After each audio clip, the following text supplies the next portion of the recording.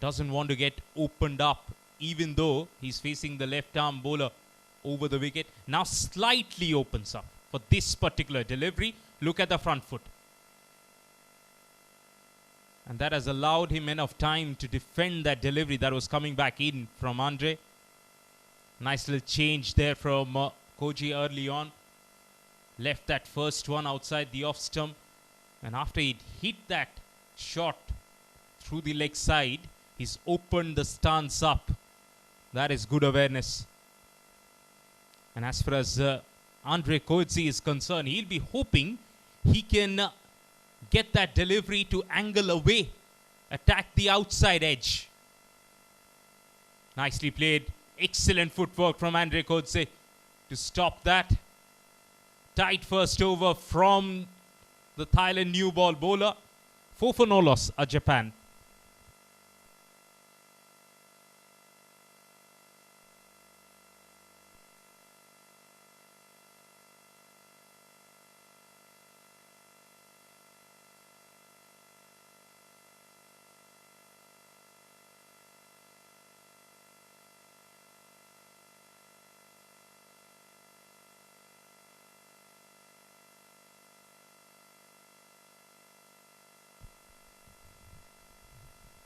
We were right when we anticipated that Thailand might start the new ball attack with 2 left arm options, and that is what has happened.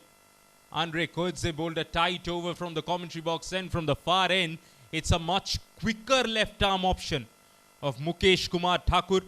We saw him warming up just before the start of the game on the side surfaces, and he looked like someone who can generate a bit of pace here. Bowls the back of the length mostly. There, that's the length. That's a confident pull shot of the front foot. Aerial route being taken. Won't go to the ropes there. Just pull back in time. It's a really confident shot that is.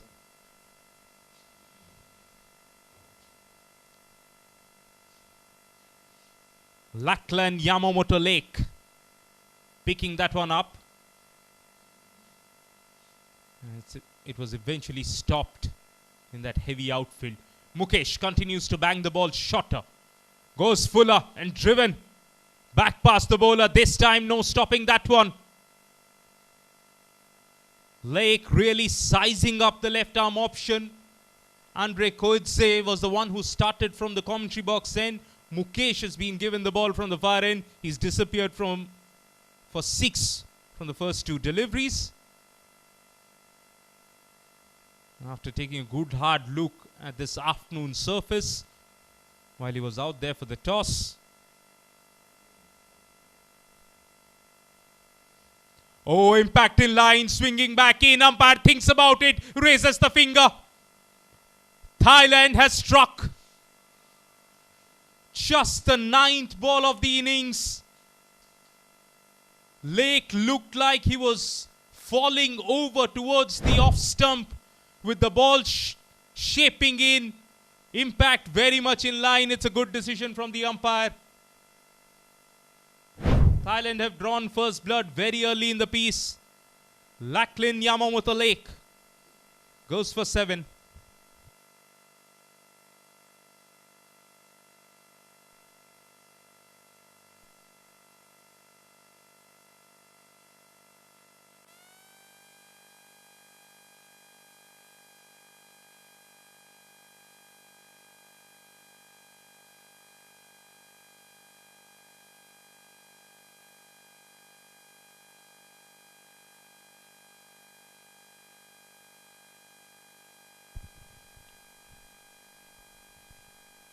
In at number 3, it looks like it's their captain. Left-handed batter, Kendall Fleming. Kendall Kadawaki Fleming. Being told Kadawaki is it's his mother's maiden name. Plays his cricket back in Japan. Also plays first-grade cricket in Brisbane. That's where he's got most of his winter batting practice just before this tournament. Time for Mukesh to continue the good work. Starts with something short outside the off stump that's been played away towards the fielder. Time to say welcome back to the combox, Nishant. How was lunch? We're pretty sumptuous. Had a pretty good lunch, a nice paneer and jeera rice and dal. Luxury of finding jeera rice here in Bangkok. That's an absolute luxury. Bit of a trouble for a vegetarian, but then... Oh, well bowled. Right up there. Very, very lucky Fleming. Inside edge, and it runs away to the fine leg fence for 4. He's off the mark with a boundary. Excellent, as you mentioned, from Mukesh, searching for the swing, going really full. No footwork there from Fleming. That's what he'll be worried about. Just at the start of the innings, sometimes both your feet almost stuck in concrete to begin with. It's only when you get a few shots away, the confidence returns, then you're nimble. Now down the track, up and over, what a statement that is! All the way for 6. Shot of the day from the bat of Japan's captain. Well, at the toss, Fleming did mention that they want to really go hard in the power play. And this intent says it all. Expensive first over for Mukesh. 2 overs bowled, 24.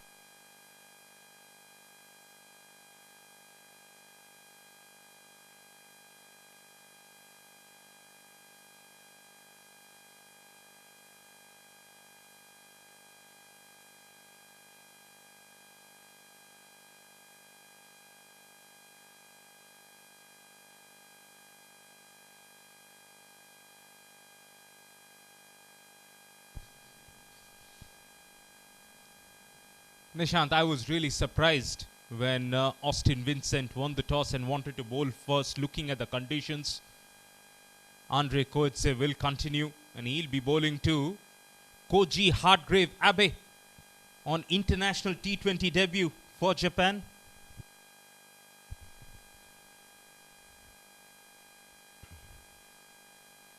No timing on that one from Abe.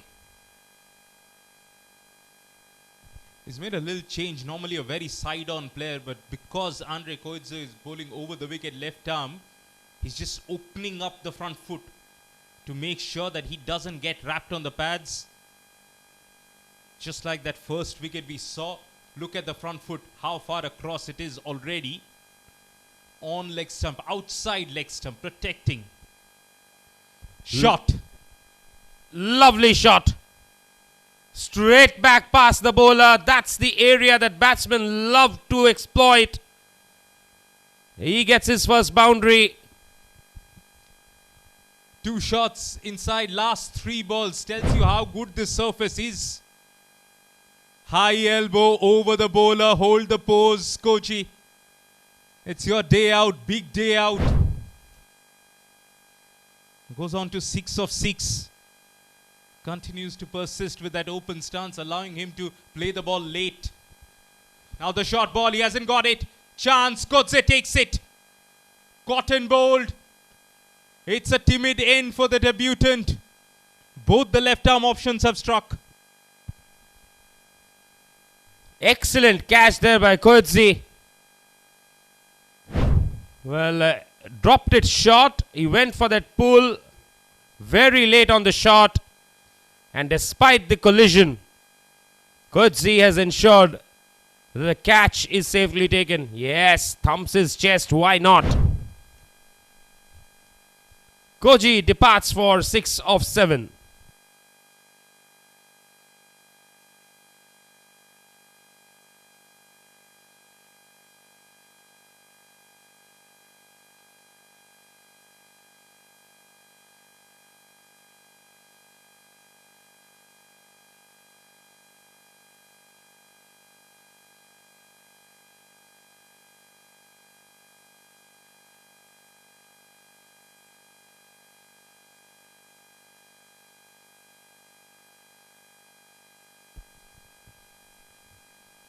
The idea would have been to split these two left-handers, but both the right-handers have got the ticket back to the pavilion, so they'll have to bat together. Alex Shirai Patmore is the keeper batter, and he's joined the captain out there.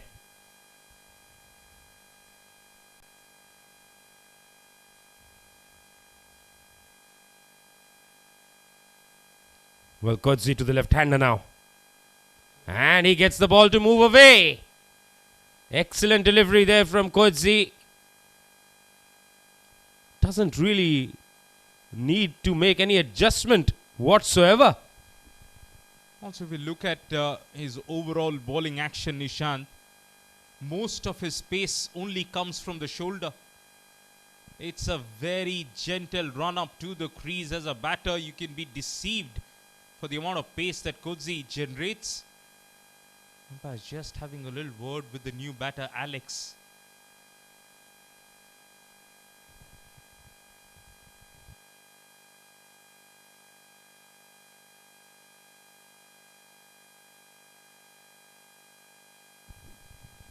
Japan has actually dropped their leg spinner, Makoto Taniyama, and they're playing 2 wicket keepers in their playing 11. Both of them very able with the bat. Right now on your screen with the captain is Alex Shirai Patmore. There's also Wataru Miyauchi still to come.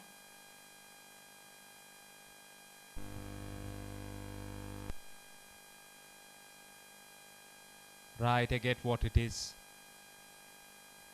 On the team sheet, Alex Shirai Patmore has been slotted in as shot number 13. He's got somebody else's kit on.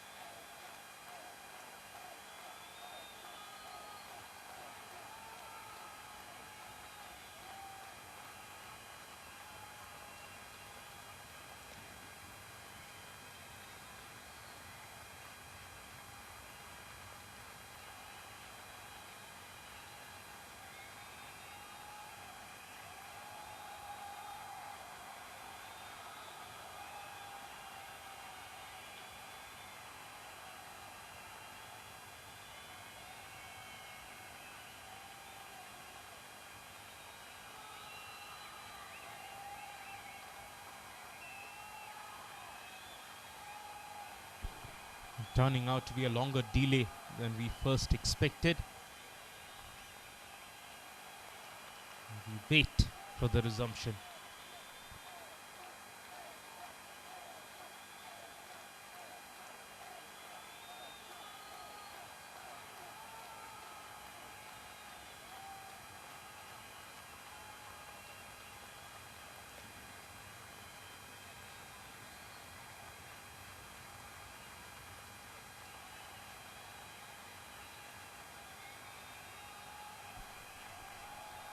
Looks like that confusion has been cleared.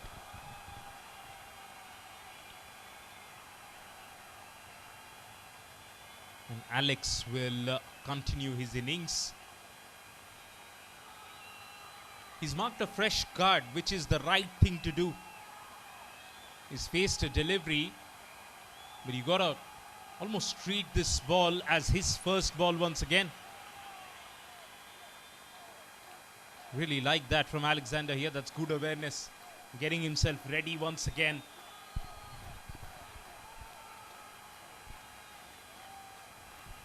That shape away from the left-hander is good to see from Koidzi. Watchful defense from Alexander. A couple of 40-year-olds really making a mark with the new ball. James Anderson down in Vizag. And Andre Koidze, both striking in their opening spell. Anderson got the better of Shubman Gill. Flicked away nicely. And that'll be the first boundary for Alexander. Trying to go searching for that magic ball from outside the leg stump. Alexander has just helped himself. 28 for 2 after 3.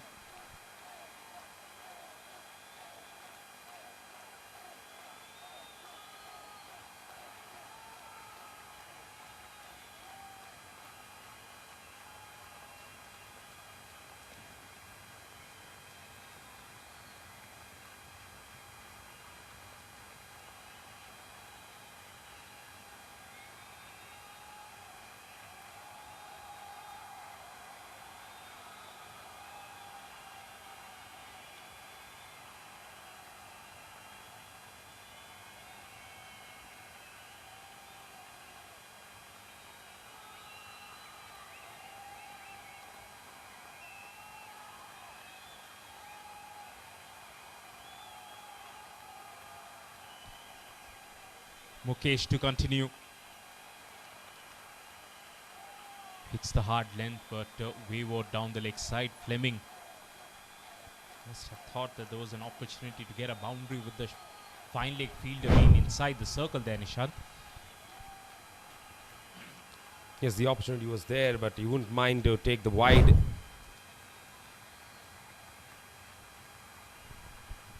Last over came down the track, went over the bowler.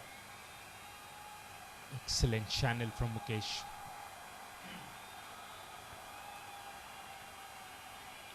It's good to see that he's still bowling full and straight, because that 6 that he hit would have deterred other bowlers from bowling full and straight. Also bouncer, a real option. Change of pace there from Mukesh. What we have seen from Thakur in that first over was a surprise short ball. Same from Andre Koidze. Change in field. That square leg fielder has been brought into the circle, and mid-off goes to long off. Might just push this one away from the left-hander. Looks to go big. Has connected well. That's gone the distance. What a strike from Fleming this. That comfortably is the biggest hit we have seen in the tournament. We saw one from Sharwan Godra of Cambodia, where he hit one beyond the side screen from where Fleming is batting. But this is gone to the longer side of the ground. Up and over. 16 from 6. And excellent comeback here. Pitched it up, probably a little bit of movement there, taking the outside half of Fleming's bat. Also Nishant, because he's such a tall batter and he stands upright in his batting stance, it's the fuller ball that will make him rush towards it. This is way more easy for him. I mean, it's just bread and butter. Look how well he can transfer the weight onto the back foot because he's already standing up. 4 more. He's short and wide, and that was cut away nicely. Easily past the fielder at point. Inside the power play, once you hit it beyond the infield, just becomes so much easier. Right up there, whipped away, straight to the fielder. And mix up there, but no damage done. 4 overs bowled, it's 39 for 2.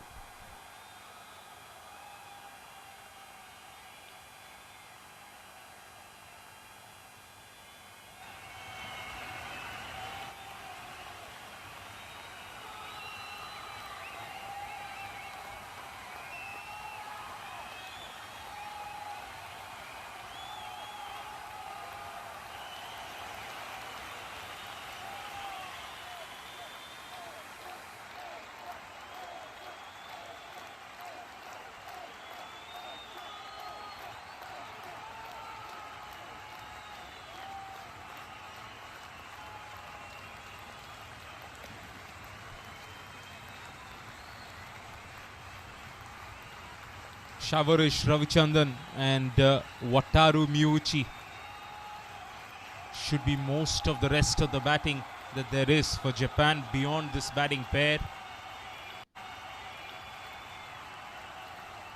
Which is why they'll be hoping this partnership can just prolong itself. Chanchai Pengkumta is the first change bowler, and he starts with a short ball too. Remember, in the first 2 days of the tournament, we were asking why are not a lot of bowlers using the short ball. Look at what the host team have done. 3 bowlers have bowled so far. All of them have tested the bouncer. And that is definitely good to see.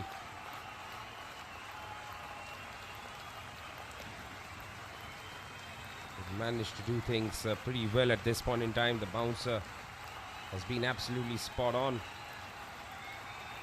Excellent delivery, watchfully defended by Alex.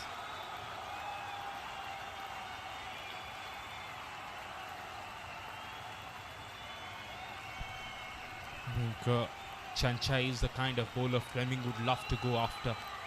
Not express pace. He can hit that short ball of the front foot too. Alex has to rotate the strike here. Run for that. And they get the run. 40 up now.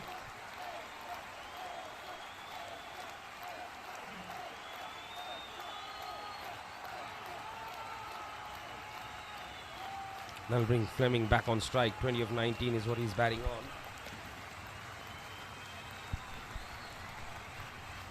And from whatever we have seen, Chanchai would love to pitch this right up to the base of the stumps. That's the only delivery to which Fleming has played defensively. Although he's got a boundary of the fuller ball, only of the inside half of the bat. That's the length you want to be bowling to Fleming at the start of the innings. Nothing shorter, nothing wider. It is short and wide. And pulled off the front foot, too easy. There has been very little passing of the information from the 2 new ball bowlers to Chanchai. Otherwise, he wouldn't have been dropping it shorter. Yes, and short, and look at the amount of room he had given him to free his arms. Fleming is someone who would love all of that. The response from Austin Winston is to send a deep mid-wicket back. Rather than just telling the bowler you didn't have to bowl that length.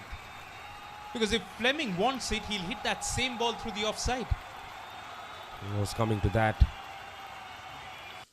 And Fleming this time almost proving you to be Nostradamus. Lets it go. It was in that zone for him to slap it away through the offside. His first straight cricket in Brisbane, he wouldn't be worried about pulling and cutting. Last ball. on the pads, tickled away fine. And a boundary to finish the over. 5 overs bowled, it's 48 for 2.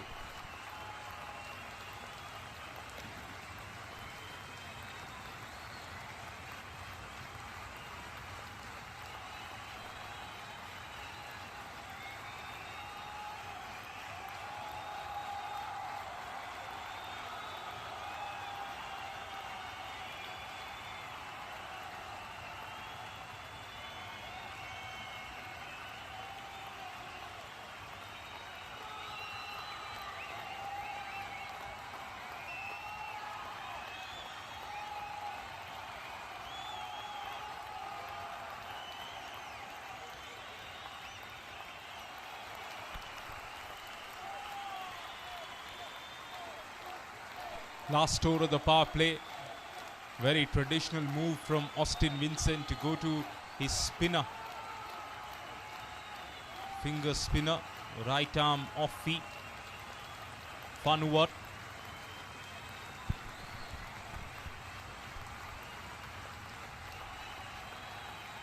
And he shuffled across a long way there, Alex. Dangerous thing to do. He's just wanted to pick up a single, but high risk while trying to do so. That brings Fleming on strike. Of a tactical change from Austin to bring the off spinner in. See how does Fleming react to that.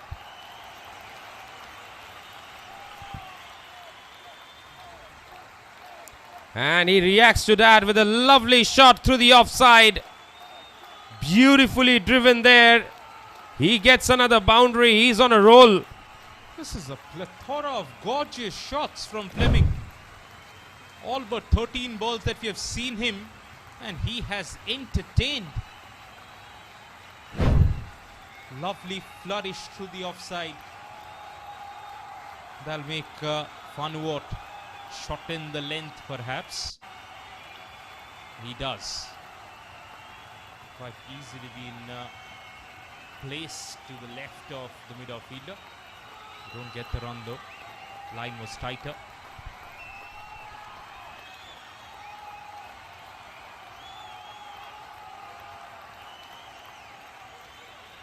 Fanuwat to continue. Full toss, and Fleming was in two minds there. He was looking to hit it across the line. In the end, just pushed it into the offside. I think took the right option. Deep mid-wicket there. Long on the boundary too. So Fleming did the right thing to just look for the gap. Had he timed it better, that was still 4. It brings Alexander on strike. He wanted to do what he's been doing. Just to tap and run.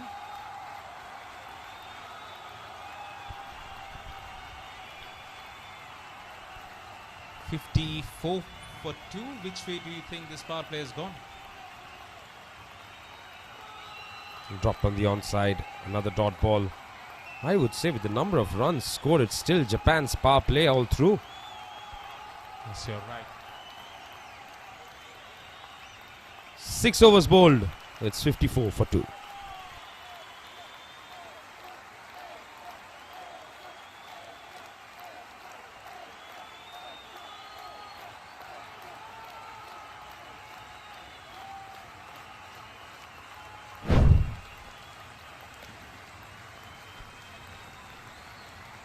Lake started well, then missed that straight ball while shuffling across. Mukesh got the first wicket. Fleming, batting number 3, started with a booming shot. That was Koji on debut. Didn't last long. Fell to that short ball trap. Both the left arms seamers picking up a wicket in their opening spell. Since then, it's been Kendall Fleming who's continued to find boundaries on both sides of the pitch.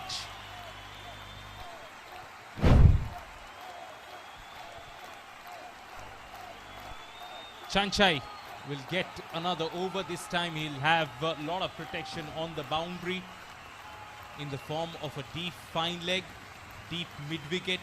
long on, deep third, and a deep sweeper on the offside. Mid-off up in the ring then. Continues to bowl short. Not sure how is he not learning at all. It's another easy couple of runs for Fleming. Yes, he's batting on 35 of 16 deliveries. Chanchai has got to really, if he bowls short, he's got to bowl it on the body. He can't keep bowling short and wide outside the off stump. Soon enough, Fleming will start taking the aerial route for that shot. With more pace, just guides it for a run. A quick single taken again. Now it will be interesting to see what is Fleming's approach. At the top, really went after the bowling.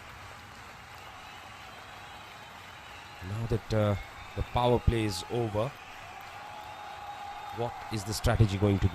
As he mentioned to you at the toss, after the power play, they're going to reassess and look at what a power score, what a good score is.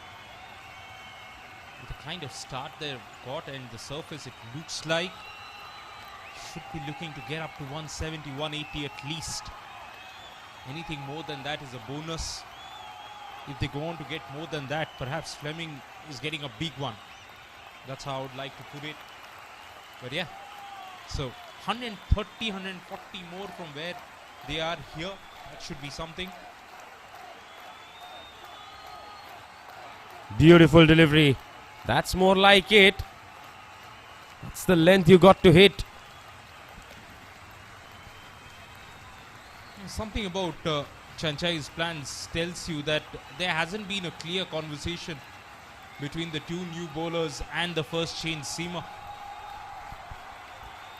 That's why he's almost worked that length after 10 balls that he's bowled and not hitting it straight away.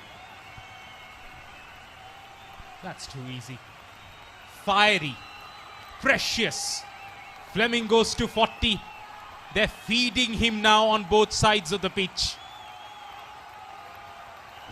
Short, wide, ordinary, lackluster bowling. And it's a batter who really enjoys punishing the delivery square on both the sides of the back foot. Couple of powerful pull shots. And now that innovative, creative square cut.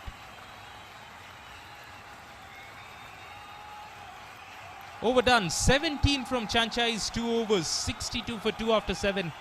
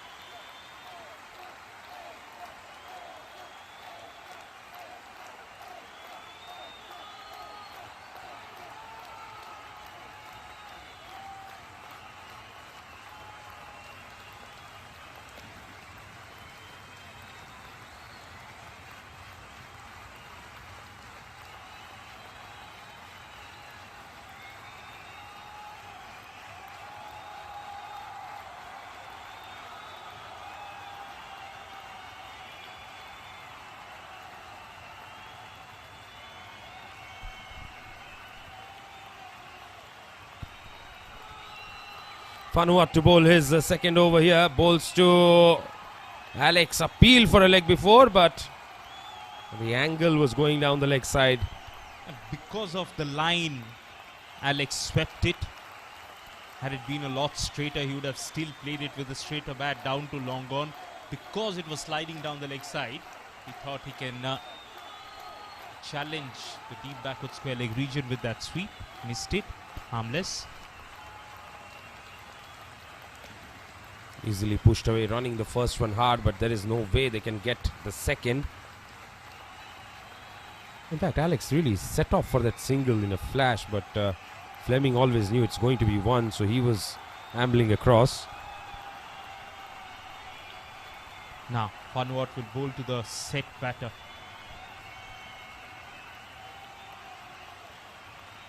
Nicely turns the strike over, does Fleming. Really like his batting approach here. It's aggressive, but it's very decisive in nature.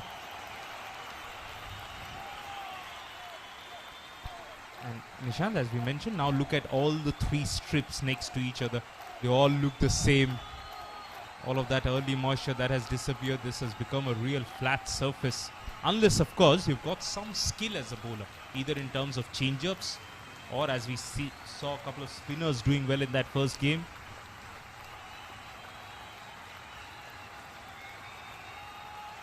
Yes, pitches like these will test you as a bowler for sure. You have to bring up all your skills and put them on display. This over there has been just a little bit purchase, not a lot of spin. So I think Thailand will be already thinking about their left arm spinner, Nofon Senamontre. Left arm spinner. Get him in the game as quickly as you can. I understand there are two left-handers, so got to be a little more concerned about it. But yeah, get him in early. Full toss down the leg side, and Fleming again will feel that he has missed out. This time he was in two minds, whether to lap it for 4 or hit it for 6. Eventually managed to miss it. And again, this time I think it's off the pads. We'll have to wait for the umpire's signal though. Yes, leg by as it is. So that will be the end of over number 8 at 67 for the loss of 2 wickets.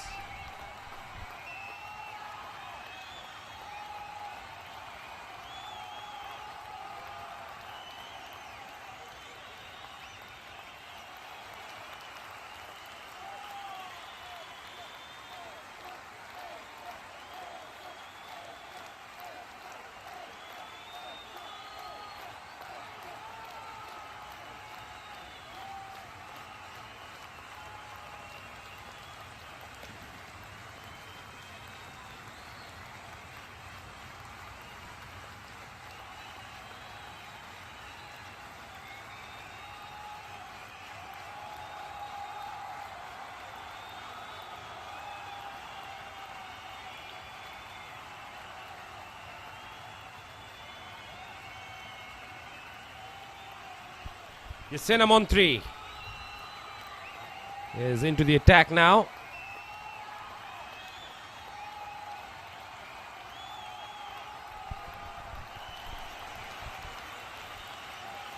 Captain trusting his abilities so much so that he has brought him on despite the fact that there are two left-handers in the middle and one of them is batting with a strike rate of just under 200. Only thing though, I would have brought him on from the far end. That's been the end which has aided the spinners the most. From the commentary box end here, it's been the pacers who've actually bowled better. So Ramesh bowled well in that first game from this end. Came back in the second spell, picked up a couple of wickets. Lap. Nicely played, they'll push for the second run. They'll get it quite easily. Records it, took a little time to get around the ball.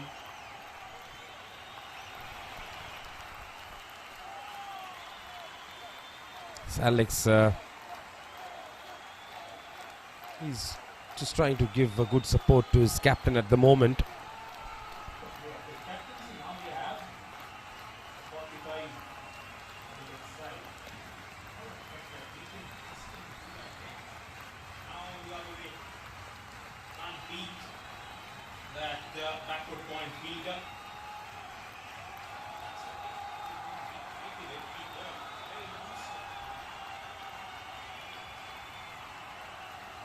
That will always give the bowler a chance. So that brings Fleming on strike. In fact, if a batter is batting conventionally, like Fleming, a left-hander to the left-arm spinner, as a captain, I'm even more worried because I don't know which over of the left-arm spinner he's going to go after. If the left-hander is actually being cued and trying to hit the sweeps, the reverse sweeps, the paddles, let him do so, at least in this format. Easily driven down the ground to long off. Another single taken. Test matches is slightly different. When somebody starts doing it, stop it. What if they go on to make almost 200? And cost you the game.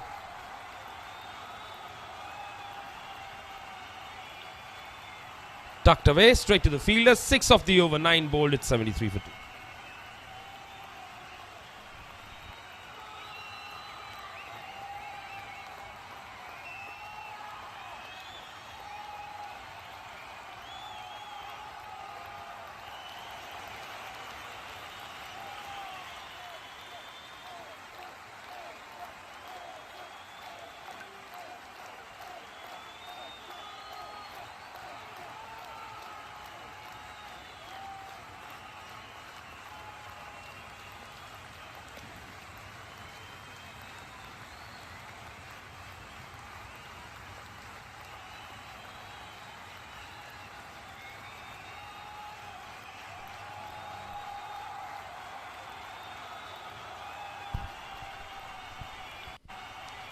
Off spinner to continue.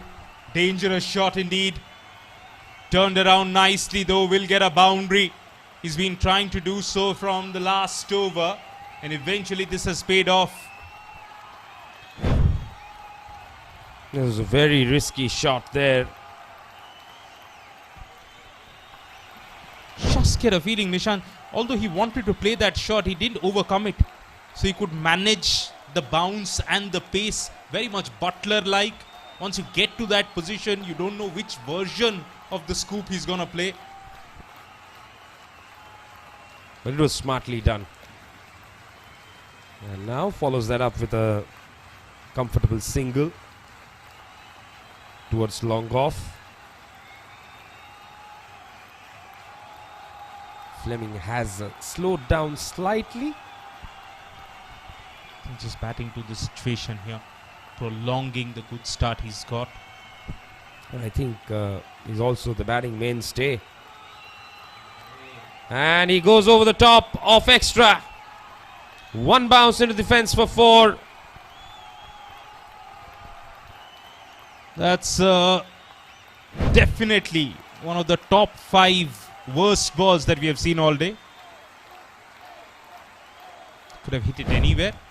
Hits that in the gap. Moves to 47 from 26.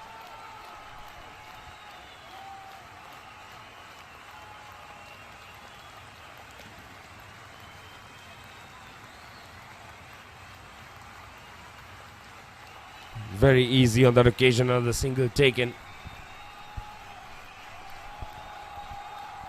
Nishant, as the Thailand captain, Austin Vincent, might see another over of left-arm spin, but do you think he's running out of options here to break this partnership? And this partnership seems to be taking the game with them.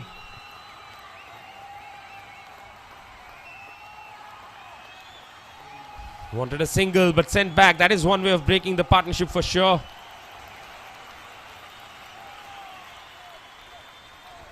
.59 from 44. The threat of a big first inning score here looming large. Last ball. Driven confidently in the gap too. Sweeper is not gonna get there. Confidence oozing out of Patmore now. He goes more than a runner ball to 22.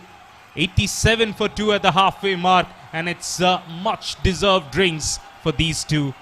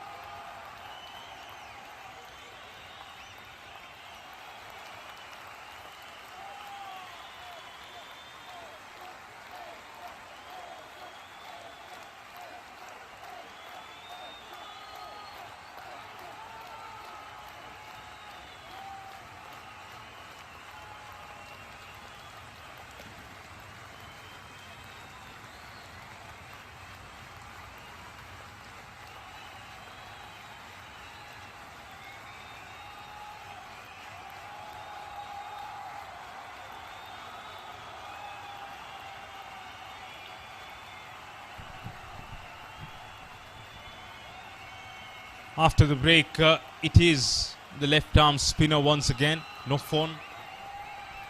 Went for 6 runs in his first over.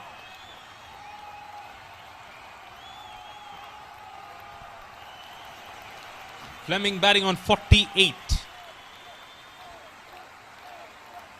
Gets the short ball, pulls it away powerfully once again. 4.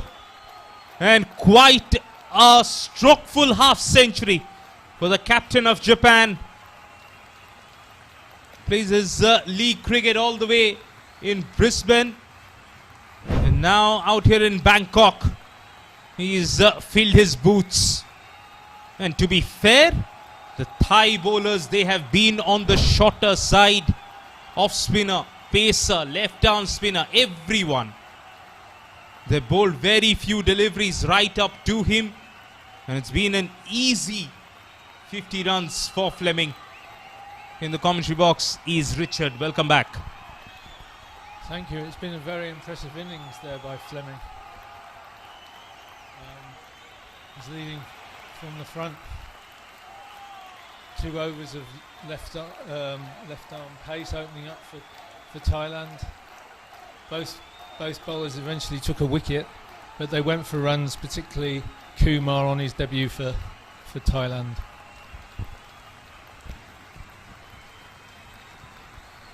Trying to go for that reverse option. Shari Patmore. 8.62 the current rate takes them to 171. That should be enough, isn't it?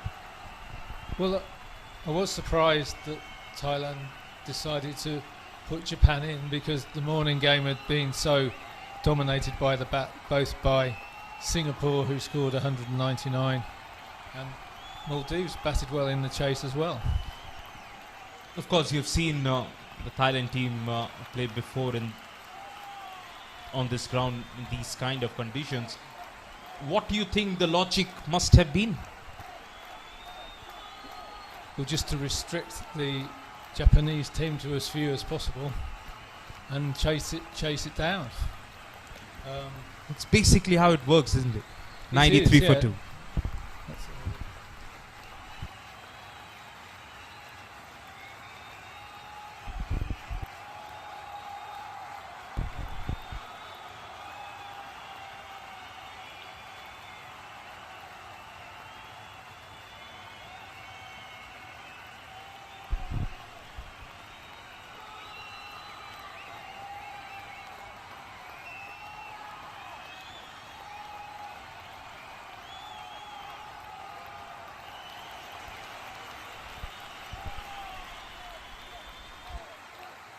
So this is another Thai left arm spinner, Sarawut Maliwan.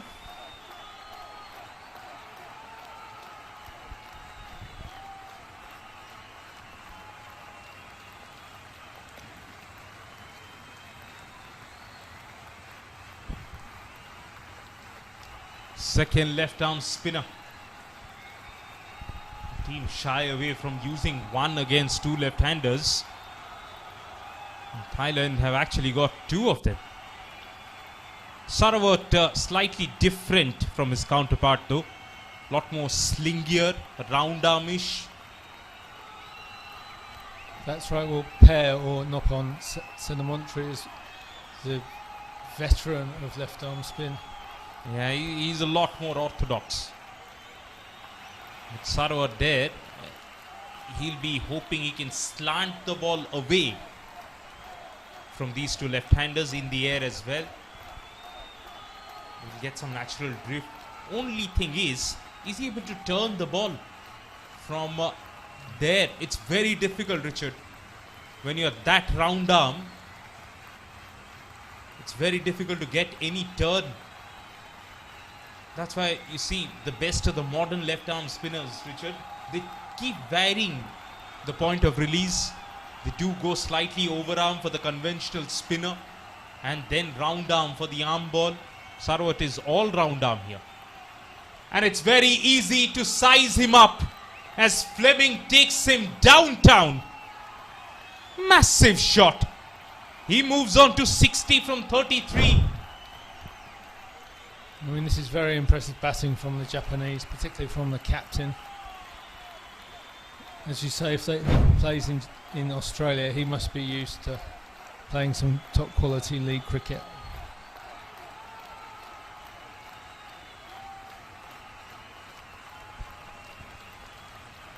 Drags it shorter.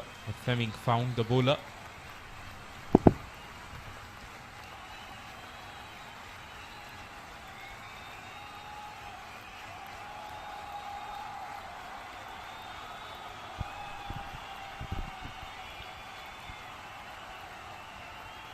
Single taken makes that into a 10-run over. 12 overs are done. Alarm bells ringing for the home side as Japan continue to march on 103 for 2.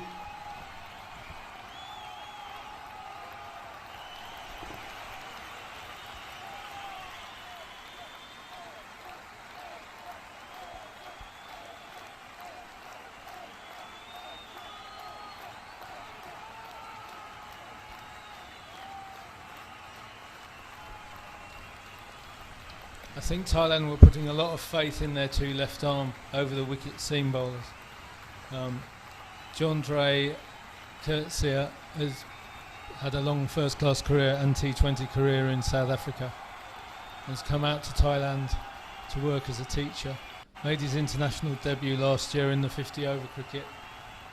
Now in T20s this year, so he desperately needs a breakthrough to come now. A couple of very interesting stories coming out of classrooms. Etienne Bukes, you mentioned, from Cambodia. He was a teacher, now plays top flight international cricket. Now there's Andre Coetzee. Well, a lot of expats come to the east to work as teachers.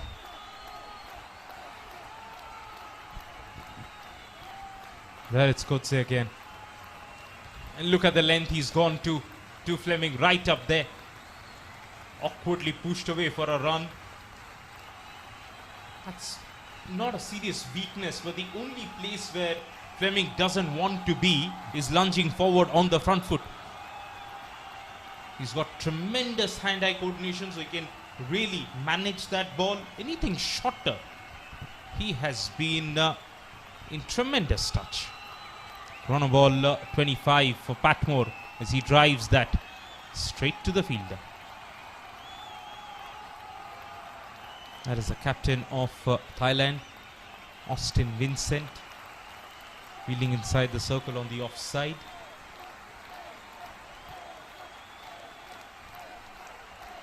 I think he might be known by Austin Lazarus, Vincent being his middle name.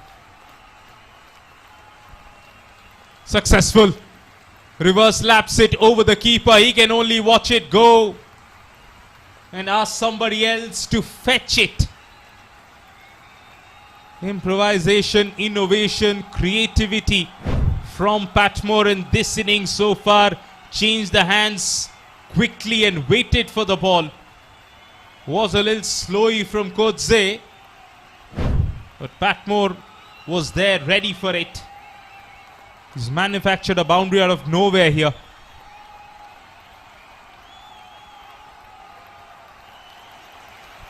Can he go over short fine as well? Oh, the ball was there. Only finds the short fine leg fielder. Ball was there to lap it on the other side.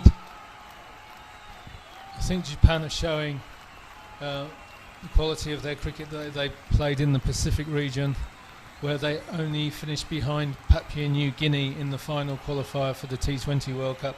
I think PNG are going and Japan just finished second.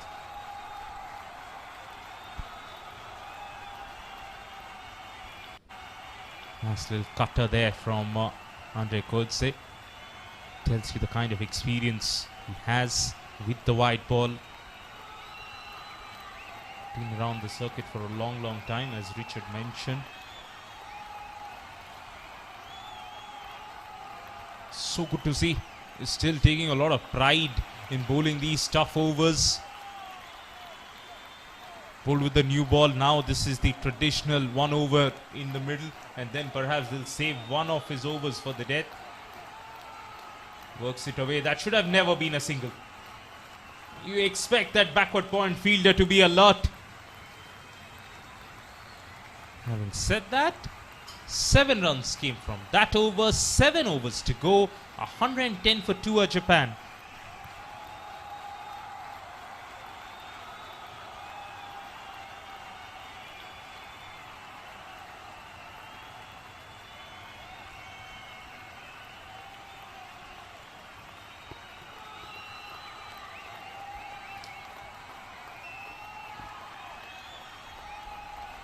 So the captain has decided to bring himself on. I think he bowls right arm leg spin.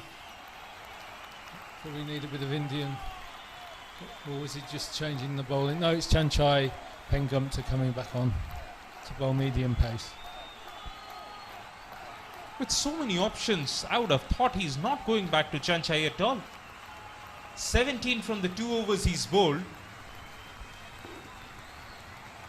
He's looked like the weakest link in this bowling attack so far. Having already used 6 options, I would have thought no more of Chanchai, especially in this middle over phase. When you're trying to stem the flow of runs, also look for wickets. This could be a little bit of a gamble. Look how worth that first ball is. I have nothing against the young man. He could be in brilliant bowling touch some other day. But just that so far today, he has been way off the mark. No, that is not the way to start a spell, I'm afraid. Yeah, captain doing the right thing now, having a little word with the youngsters. He needs those words of motivation for sure. He looks way off.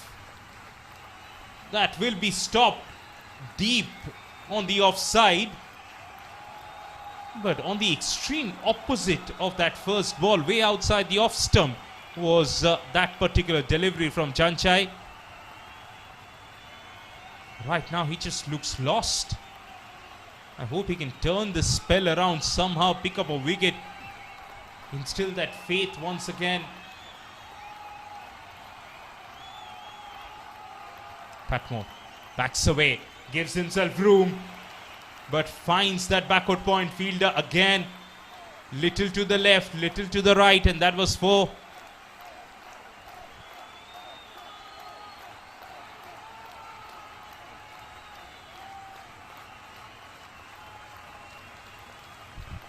Also, in the 14 balls that Chanchai has bowled, not a lot of off-cutters. He doesn't have a leg cutter that we have seen so far. Now, he's gonna drop mid-off to long-off and has brought the third fielder inside the circle. Fine leg comes in. Now there is a deep mid-wicket. So it has to be change-ups. Slower delivery. Down the track. Doesn't get the placement right. Good bowling this. Bowling to a field. There you go. Applauds for Chanchai from the inner ring. You realize the young man is going through a tough time, but he's trying his best to keep the runs down. That was good execution there. Yes, that's what you have to do in the middle overs. You would tend to use the new ball in other cricket. Shot fine leg, third up, so looking for something. Finds the wicket. Chanchai has turned this spell around. He's broken the partnership. Shirai Patmore, who was looking to hit everything square on both the sides, looks for that scoop. Only finds the short fine leg fielder. Well, Thailand desperately needed that wicket with the 2 left-handed Japanese batsmen hitting well. That's the 3rd wicket to fall. The score on 114.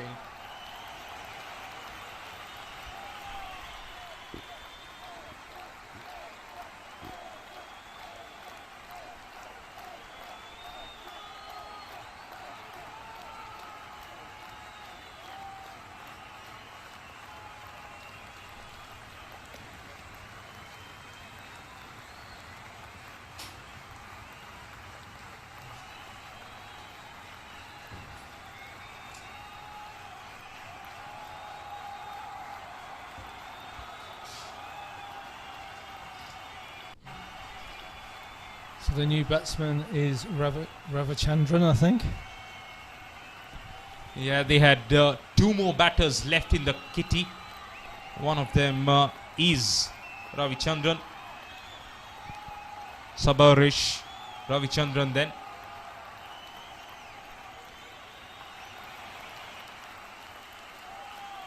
The platform is set for him to get in and go big. What a nice little comeback over. It's a slow bouncer. That's why no pace on that pull shot. All the credit to Chanchai to come out and then look at the conditions and bowl accordingly. 3 off-cutters that he's tried in this over. One of them worked brilliantly where he picked up the wicket of Alexander Shirai Patmore. Gone for 31. Fleming on strike. We'll be hoping he can rotate the strike. And does it. Good over then from Chanchai. 6 overs to go, 116 for 3 Japan.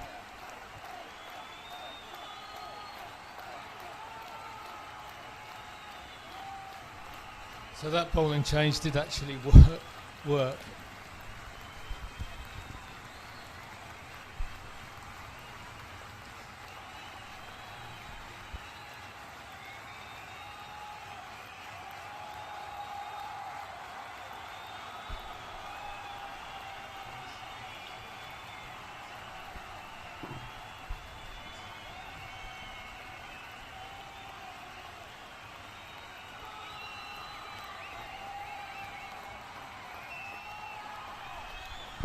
So John Dre Kurtz here is going to finish his 4 overs a bit earlier than we expected.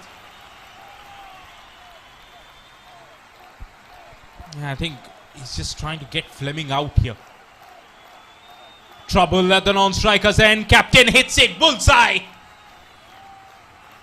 Run out has been manifested. Thanks to Austin. Charges onto the ball and that run out will really lift the Thailand camp. Ravichandran has to depart.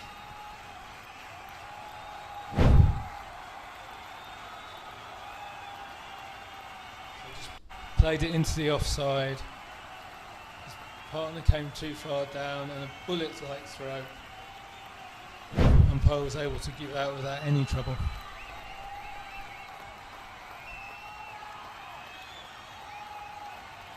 That leaves Wataru Miwachi. There's a little bit of batting that remains. In fact, it is Ibrahim Takahashi. Bit of a bowling all-rounder.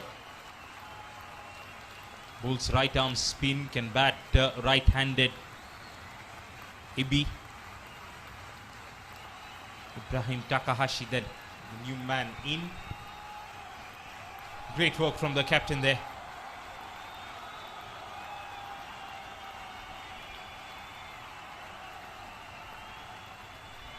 So with those 2 wickets, Thailand are back in the match. At least if they can get the Japanese captain Fleming out. Yeah, at least they've given themselves a chance here. While Fleming and Patmore were going all guns blazing, it looked like Japan can go on and get up to 180. Now suddenly Thailand can hope they can restrict Japan to score around 160, 150. That is definitely chaseable.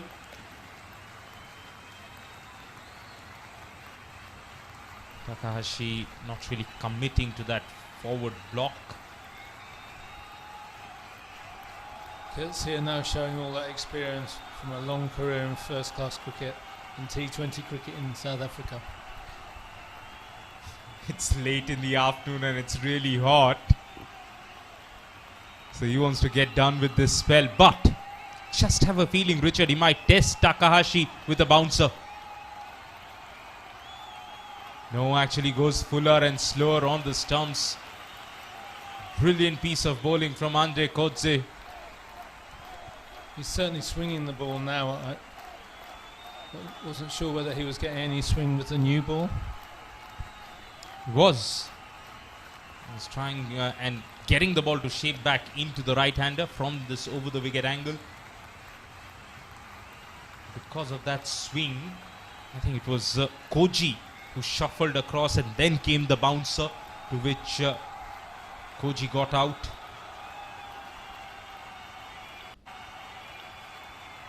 No run. Tying up the batters from one end. Andre Kodze 1 for 20. Just one more ball of his spell left. Excellent figures so far. Yeah, he's really gassed out. I really feel for him, Richard. Had he not been bowling first up today, I'd have expected him to bowl at least one bouncer in this last over, especially to the new batter. Right up there. Another slower delivery. 1 for 20 is what Andre Kodze manages. Done with the good work with the ball. 117 for 4. 5 overs to go.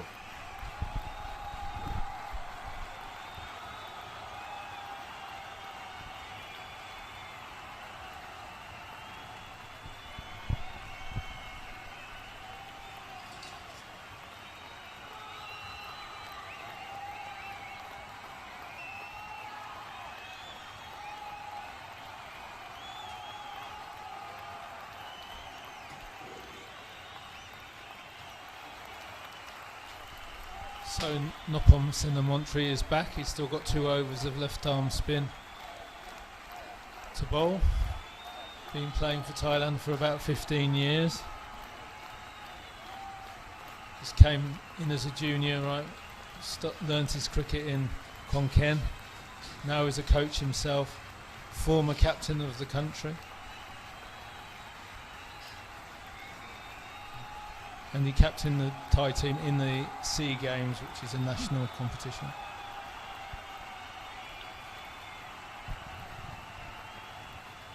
A rich legacy of cricket for Sena Mantri.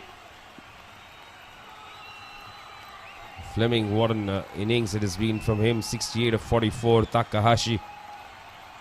He's faced 4 deliveries without getting a run. He'll be on strike right now.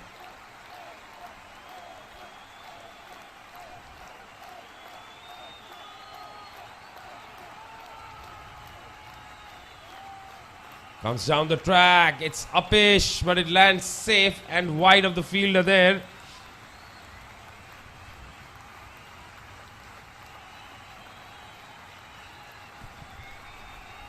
Well, that's the 12th man, Bobby Rayner. Very good fielder.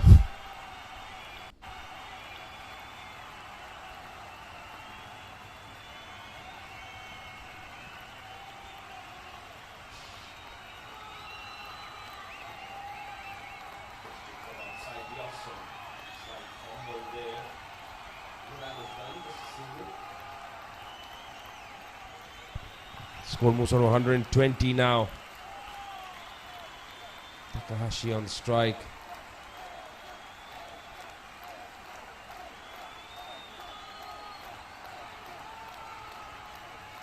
Slapped away straight towards the fielder. Oh, it's gone straight through. Will be disappointed.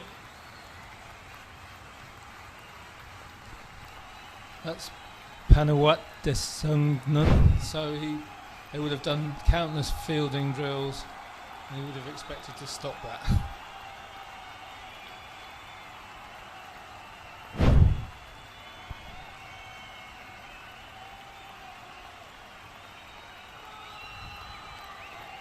Coming down the track this time, looks to go for the big shot. It's gone right through, and it will run away to the fence for 4.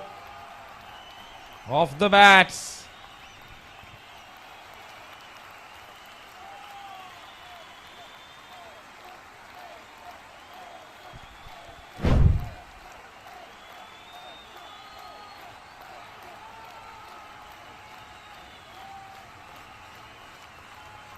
chance for anybody there.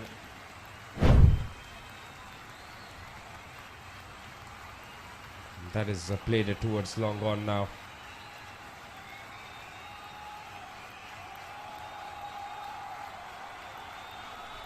That's 129 for 4 in 16 overs.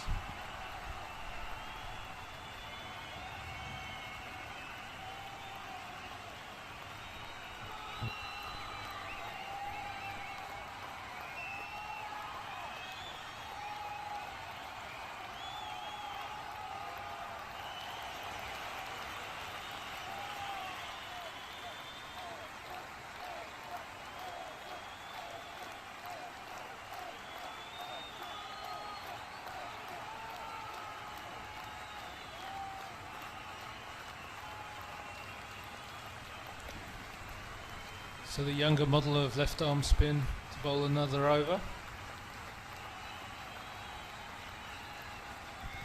Sarawat went for 10 in his first over. Coming down the track, not quite timing it. Pick up a single.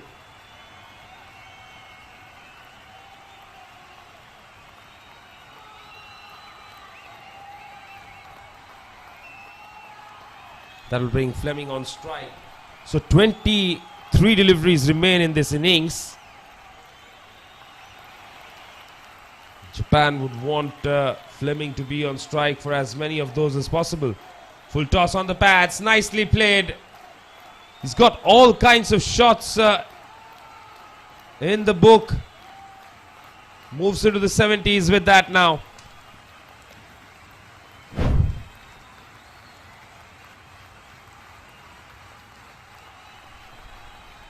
Still going well, Fleming, the captain. You see a tall left-hander called Fleming. You think probably of Stephen Fleming.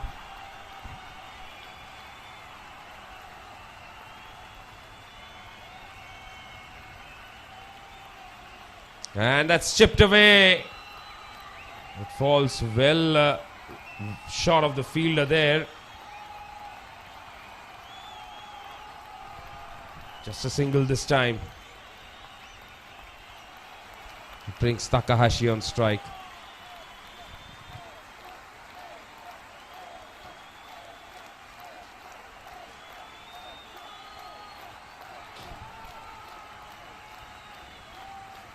Gives himself a little bit of room, but hits it straight to the fielder. Dot ball.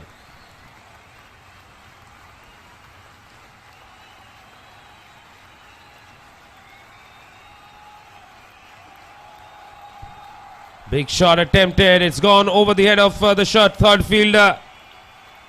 And he'll pick up a boundary.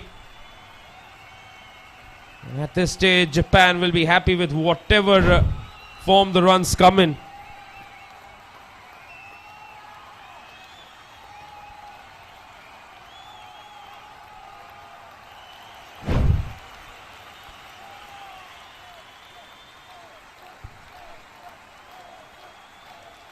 Takes a couple of steps down the track. Beautiful placement.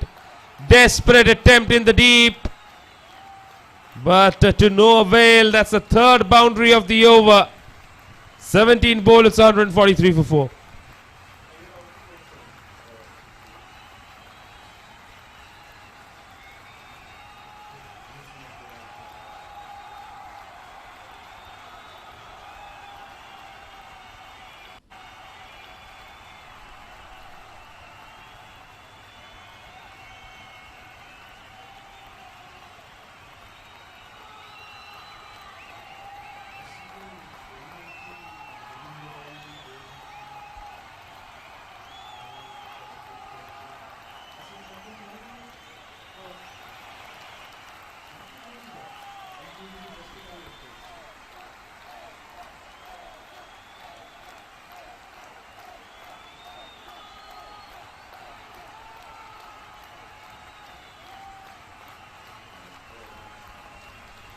"14 runs off that over for Japan as they're getting back on top against Thailand.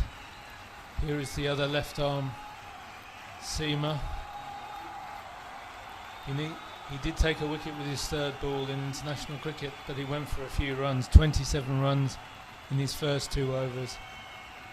He needs to find a wicket now, particularly the Japanese captain. And he's done it. Well, Richard, what a call that is from you.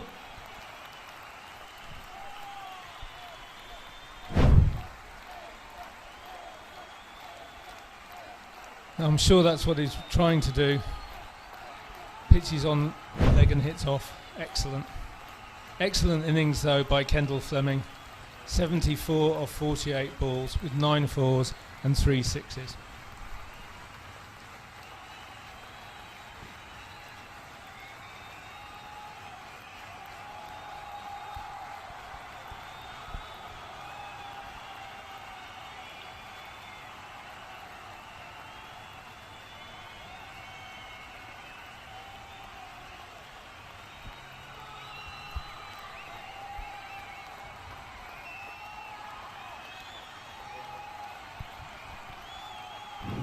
Well, Wataru Miyauchi is walking into the middle now.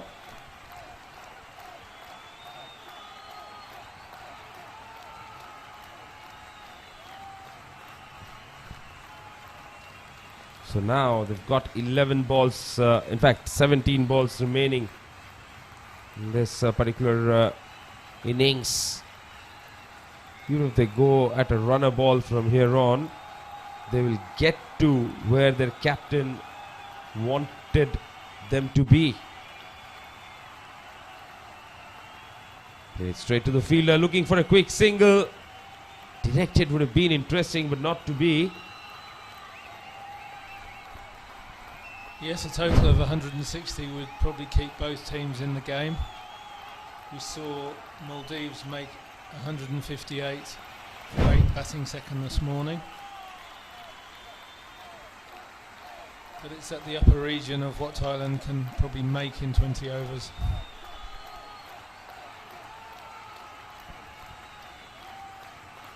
Let's wait and watch.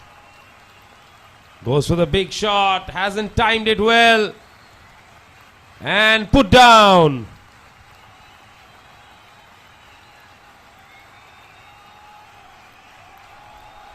Panawat again. He misfielded one earlier, so perhaps his confidence has gone low. That should have been taken. He got into position. And that is the thing that is disappointing.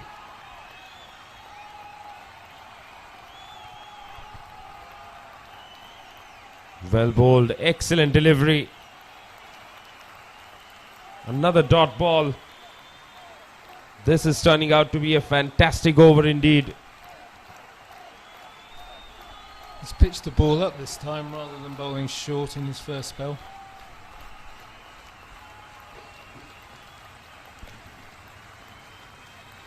Also that left arm round the wicket angle. Very well bowled and very lucky for Takahashi to get that boundary. Mukesh will be disappointed. That was a very good delivery indeed.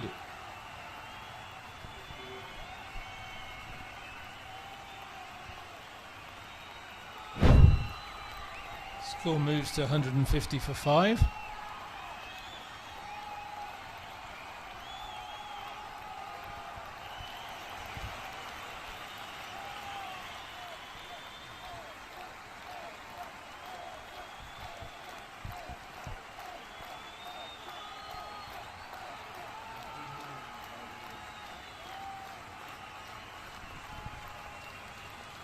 That's left alone. Good leave there. And that will be a dot ball to finish the over. 18 bowled, 150 for 5. 2 overs remain.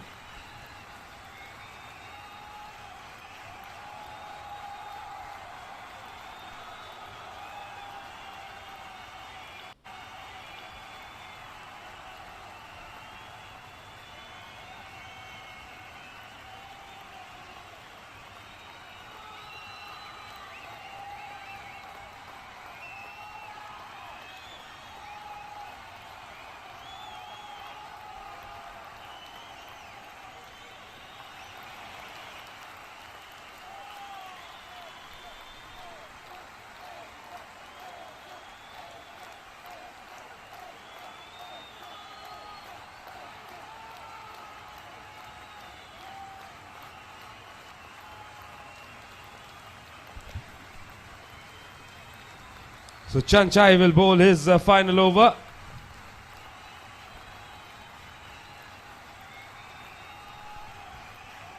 Starts off with a shortish delivery, pulled away. Attempt there by the fielder.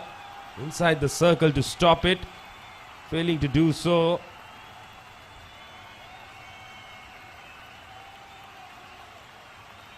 So will concede the single there.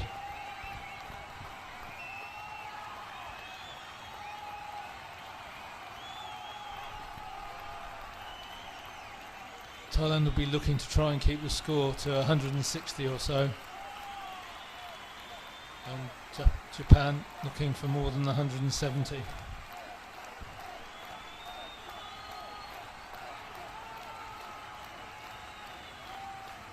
Well bowled there. He was looking to drill it through the offside. Gets beaten. These dot balls are so very critical.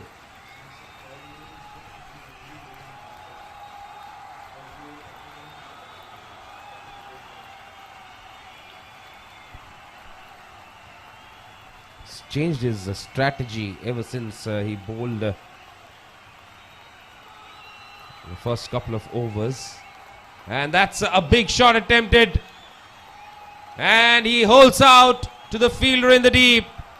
Takahashi has to depart. Chanchai's comeback has been outstanding.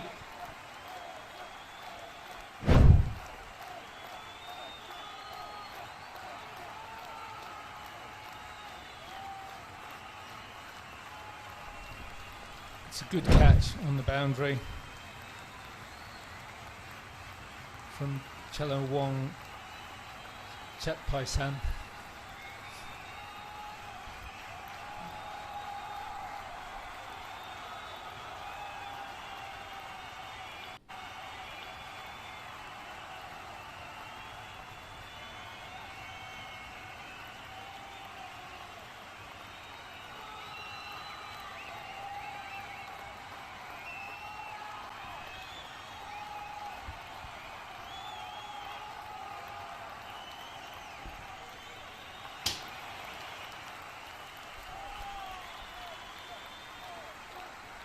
New batsman Suzuki.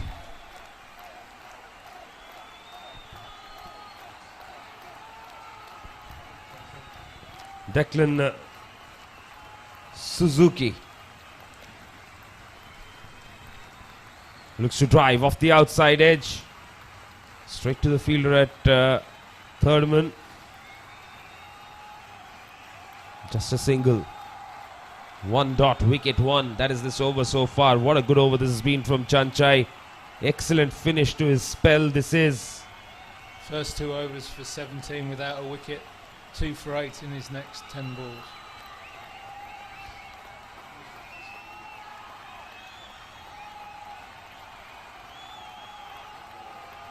Again, that cutter that he has brought in ever since he finished his first couple of overs. Outstanding. Again, just a single. This is top quality death bowling here.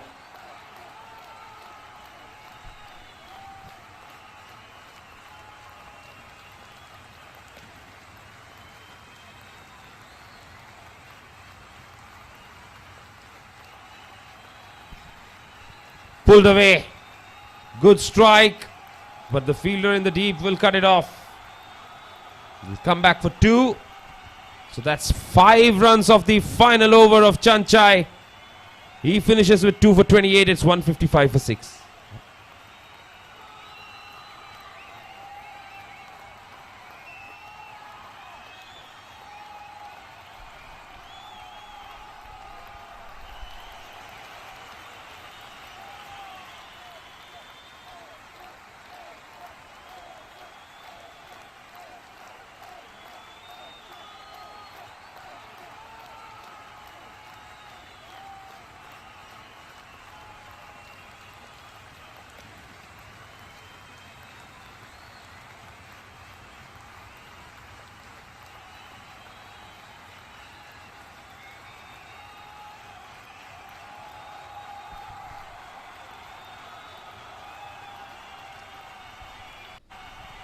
Mukesh Thacker to bowl the last over of the innings. Quite an eventful debut for Thailand. Wicket with his third ball. Plenty of runs off him, but he's come back well. That's it in the air, and it's into the gap and away for 4. Yes, a good start to the over from Miauchi. Mukesh will be under some pressure. Nicely pulled away there. Lovely shot. Can they get to 170 here?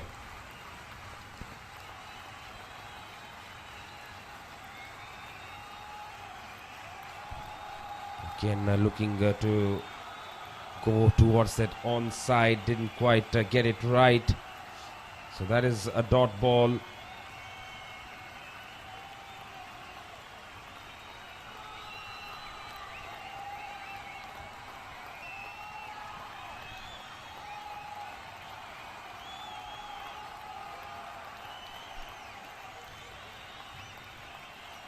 Gives himself room. Plays it on the offside. Runs the first one hard. Coming back for the second. Not quite. Just a single. That'll bring Suzuki on strike. 3 more deliveries to go. What do you reckon, Richard? Well, they should get to 165, I should think. The match might still be in the balance. Probably Japan's slight favourites. But we saw plenty of runs this morning, so let's hope it continues to the end of the afternoon.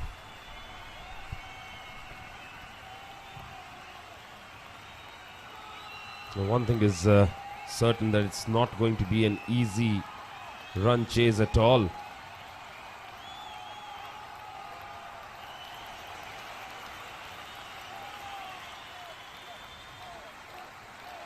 Comes down the track and slaps it straight back past the bowler.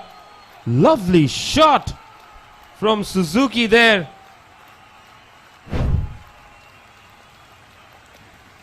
Look at that.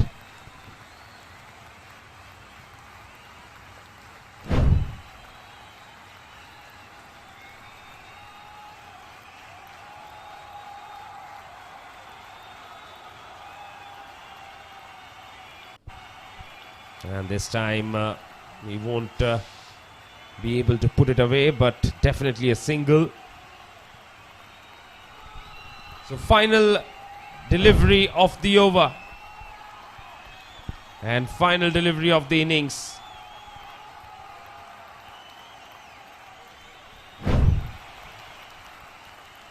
Miauchi.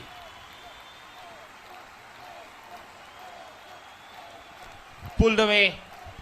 There is prediction in the deep. They will push for the second. No, they won't. Oh, they should have. Definitely should have. But the final score is 166 for 6 in 20.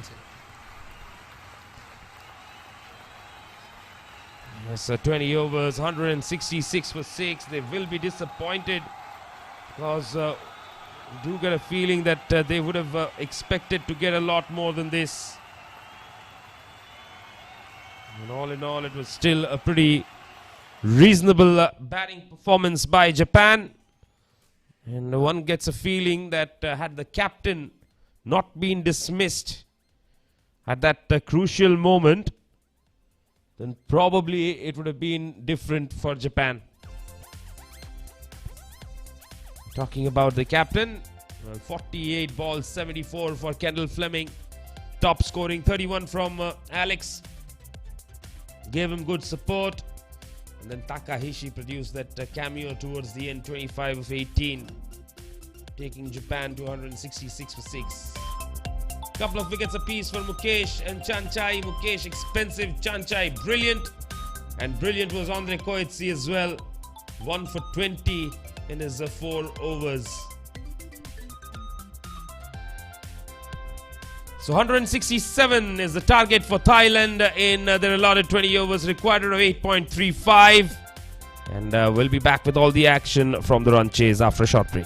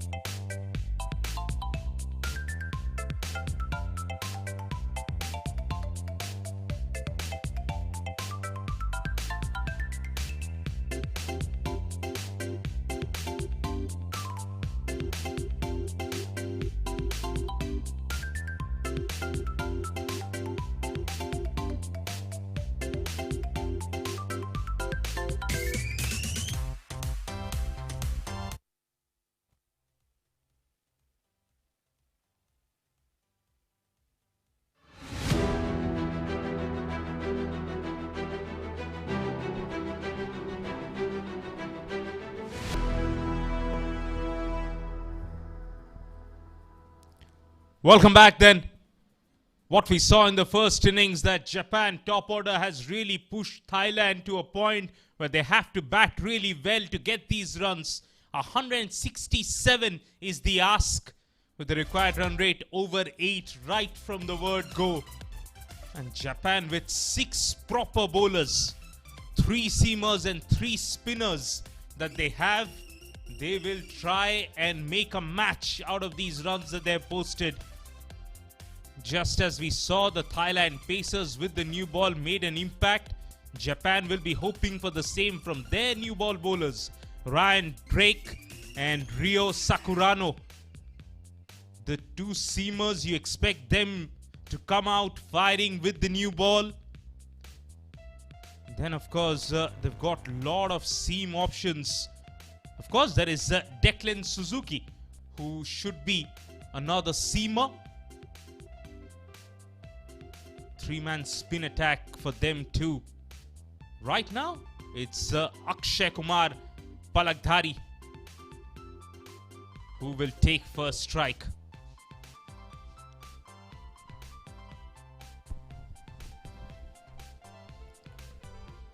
Chalam Wong Chatpai-san is at the non-striker's end.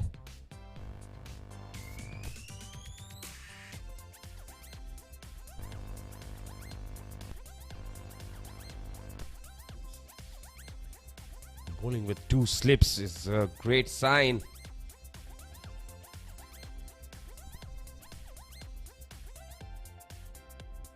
Rio Sakurano. Excellent channel to start with. Full just outside the off stump. Inviting Yadav to go for the drive. Bringing the 2 slips into play.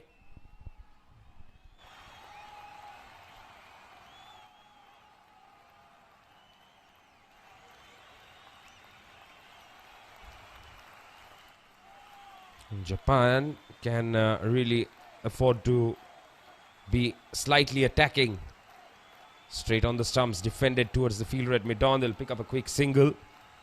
First runs on the board. Akshay Kumar away, Thailand away as well. Important how they bat as a pair, these two. Chalawem Wong yet to face his first ball. What we have seen from Sakurano here is excellent carry. Using his height to a great effect there. Fuller ball, leading edge, will race away. Third fielder was squarer. Chalawem Wong on the attack, and he's got the reward for it.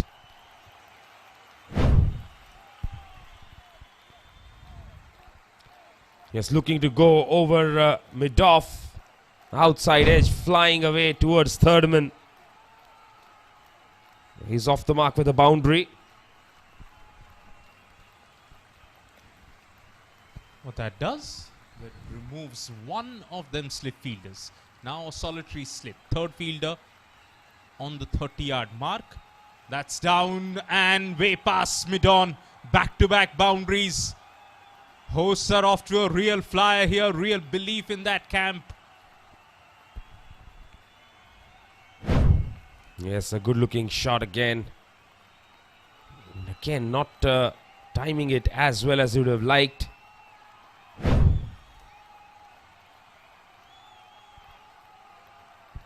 I'd love to see the odd bouncer which we saw in the first innings by the Thailand new ball bowlers.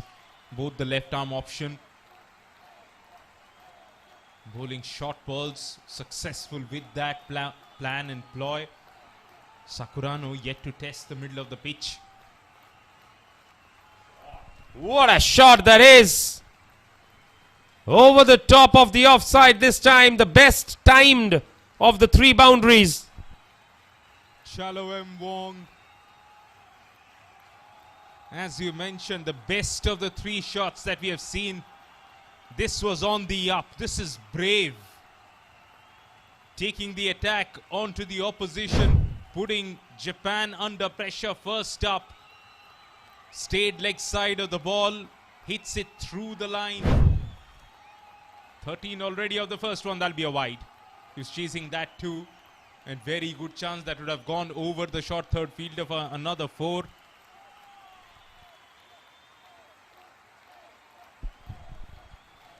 Just the kind of start they would have wanted here. Absolutely spot on.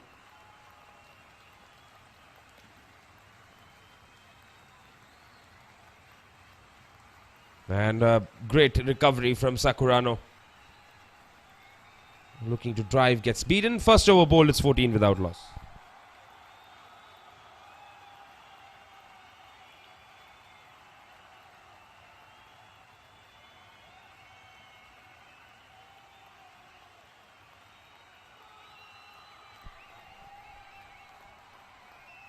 Austin himself will try and contribute with the bat. And then, of course, you're watching Chalovem Wong right now going through the gears.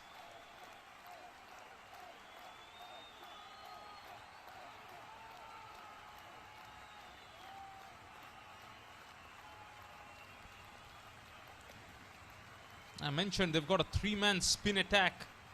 They've gone to the left-arm spinner Piyush Kumbare very early in the piece. Excellent bowling. Very traditional in terms of how he releases the ball. Stays very side-on, does Piyush. Everything has been coming back in though with the newish ball. You expect that. It's skidding on. Cramping Akshay Kumar for any room whatsoever. Only thing is, has to be careful with the line, with the short fine leg inside the circle. That's the line. In the air, over the ring field. They are off to a real kickstart. Boundary for Akshay Kumar, now complementing these two.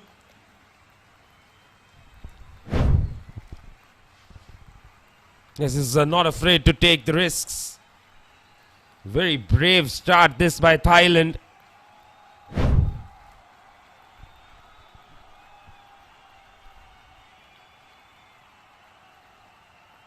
And again, same area, same result.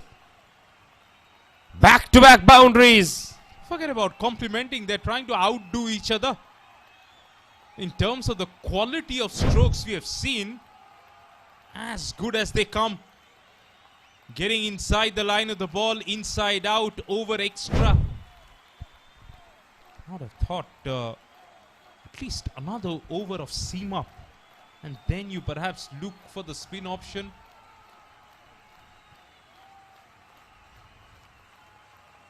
Clipped away this time, runs the first one hard, but one is all that he'll get. 3 right-arm pacers in the Japan bowling attack. With the new ball here, you would have expected them to be in the game much more than to come out with the older ball and only bowl cutters. 9 already of the second over. And make that 10 with that misfield. A lot of cheer from the Thailand team here and a lot of support as well. 2 overs bowled, 24 without loss.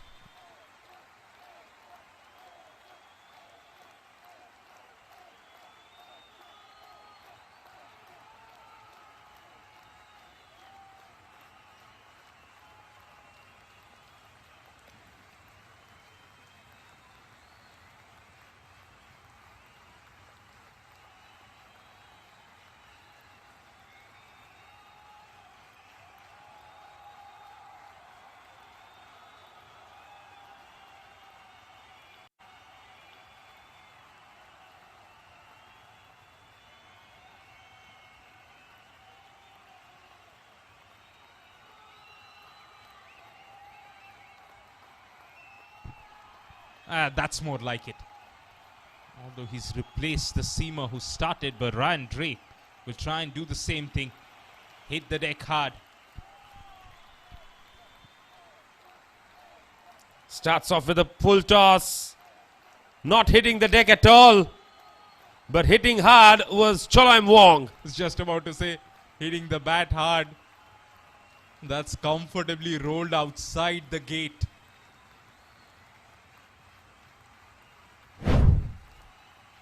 Thailand is the only team who have now attacked with both their openers.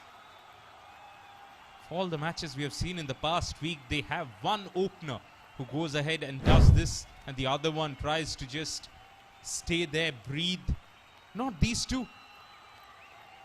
Choloem Wong 17 from 6. Akshay Kumar 10 from 7. Attacking from both ends now.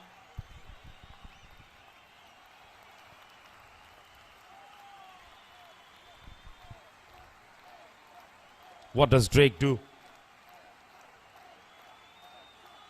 Well, he bowls a wide. It's gone through the wicketkeeper as well. Piyush gives it the chase. And just about manages to pull it back. Just get a feeling umpires will have to check that. Piyush's effort looked all right, but has he made a clean stop?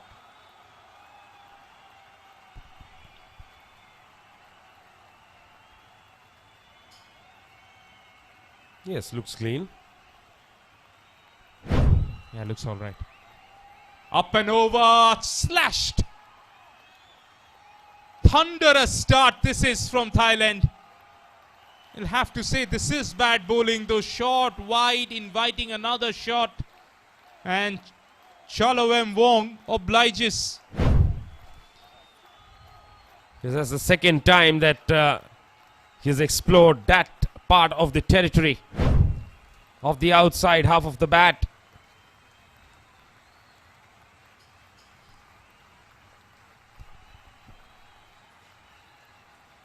And again looking to go for the drive, this time gets beaten. That's a dot ball.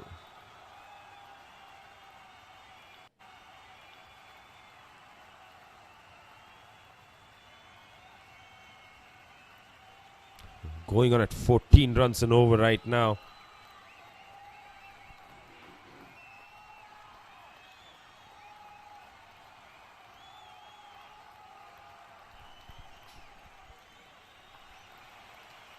Comes down the track, goes over the top, goes big. That's a biggie from Choloem Wong. It was something that was not going well. That definitely was Choloem Wong's six. First 6 of the innings. Drake must really be pondering what God's plan is.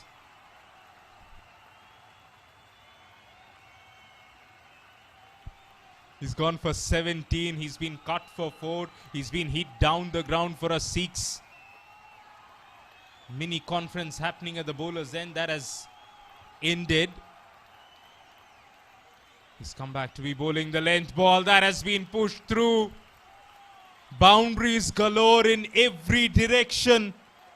At the cusp of getting the fastest 50 of the tournament as a team, Thailand. 1 ball short of the 3rd over mark. They've moved on to 45. Handsome stroke play. We have seen power, we have seen precision, we have really seen the intent of these Thai openers.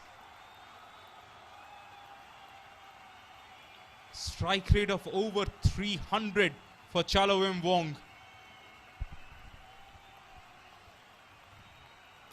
Full toss. That has been nicely flicked away, but straight to the fielder. So dot ball, a rare dot ball to finish. 3 bowled, 45 without loss.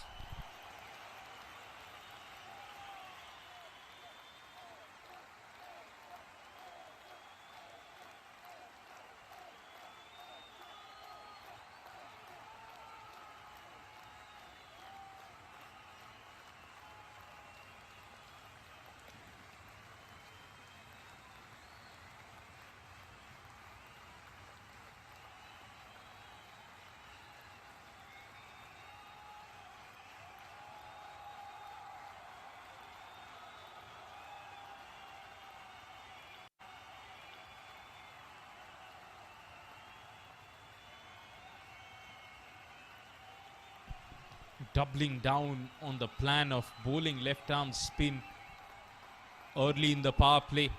Piyush Kumbhare into his second. They had the option of Ibrahim Takahashi as a right arm spinner. Could have done perhaps a better role. As we say that, Piyush Kumbhare wasn't far away from getting the off pole.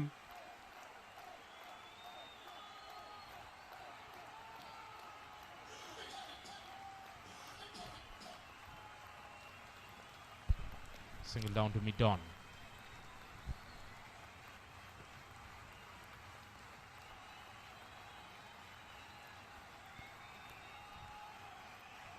Very nicely done there.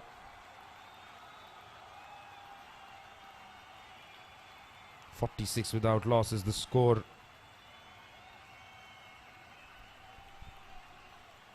Down the leg side. That'll be a wide.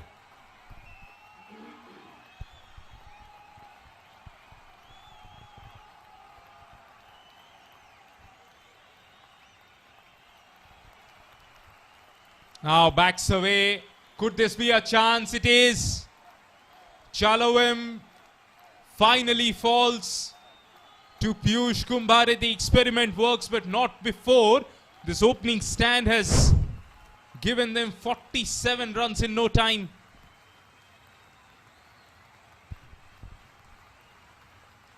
Yes, finally a wicket. Much needed wicket here. Chalamweng Chatpaisan departs for 31 of 12. Suzuki the catcher, Kumbhare strikes.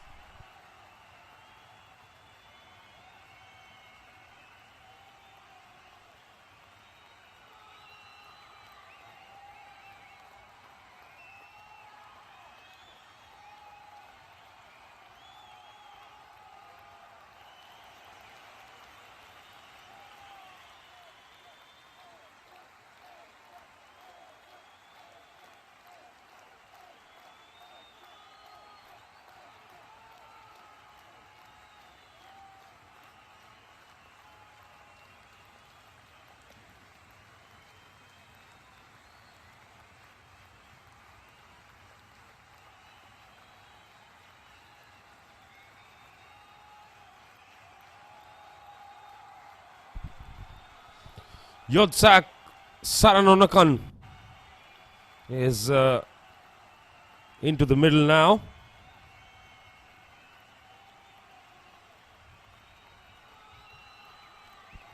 Looks like a busy play.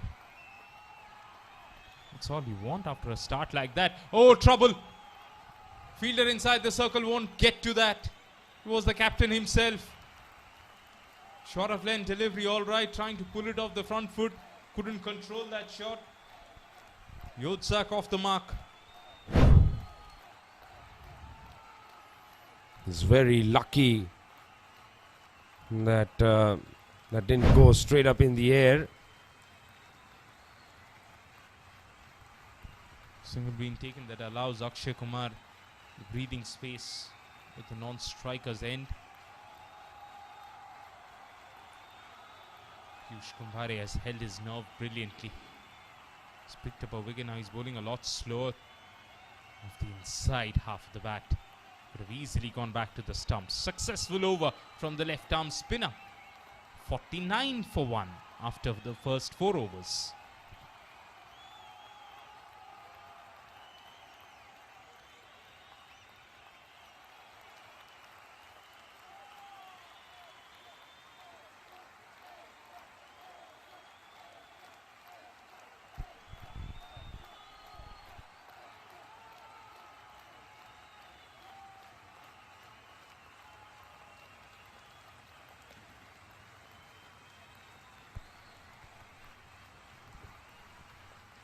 Already seen Rio Sakurano and Ryan Drake bowling seam up.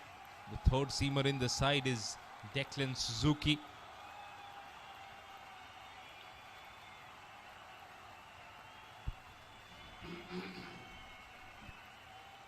It is Sakurano who will continue though.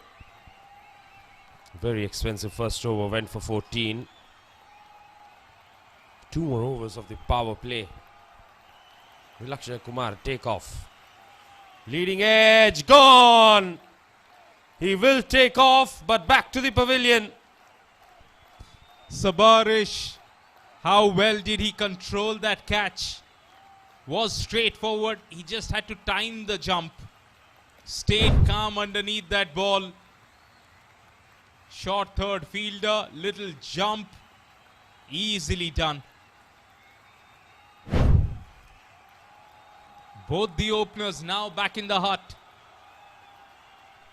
Looks like that has brought the captain into the middle.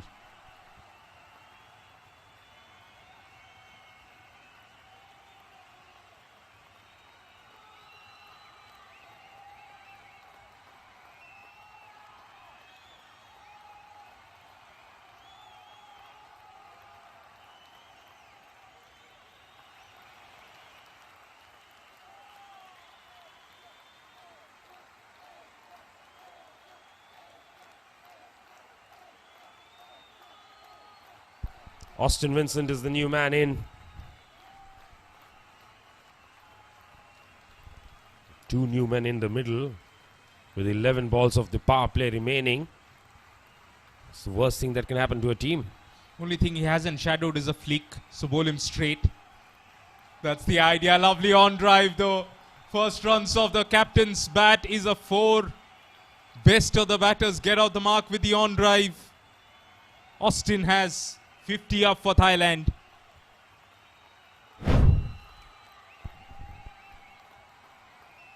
Very nicely punched down the ground.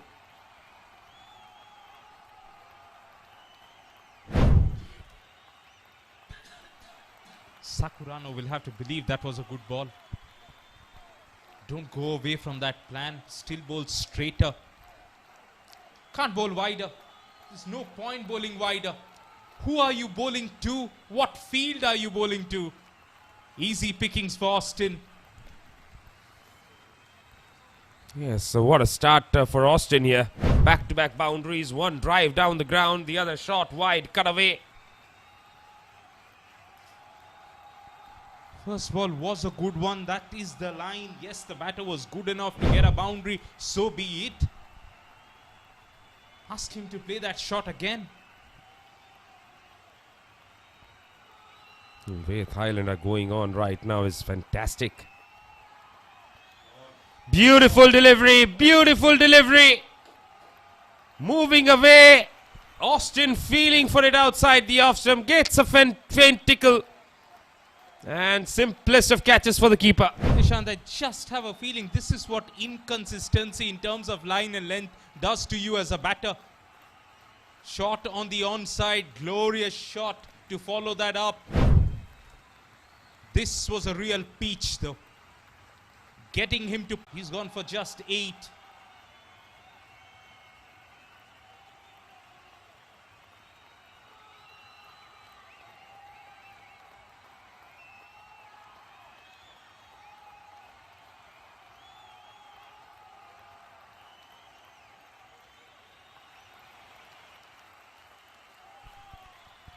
Naravit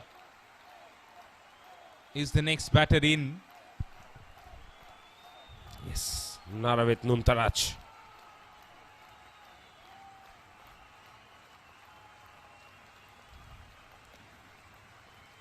Would you persist with Piyush from the other end or bring on another pacer?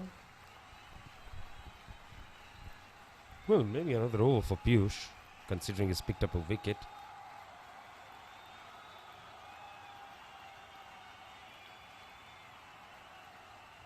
Loose shot. You've just seen your captain walk out and walk back to the pavilion in no time.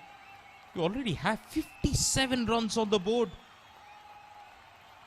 There's no reason to be ultra aggressive and throw away your wicket here, Naravit. Time to use your wit.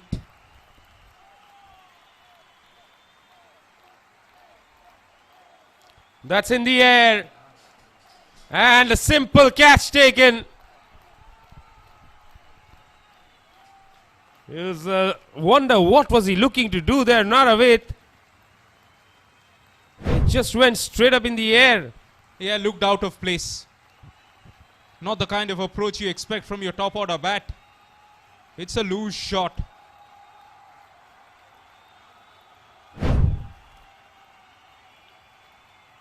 Thailand went off to a flyer.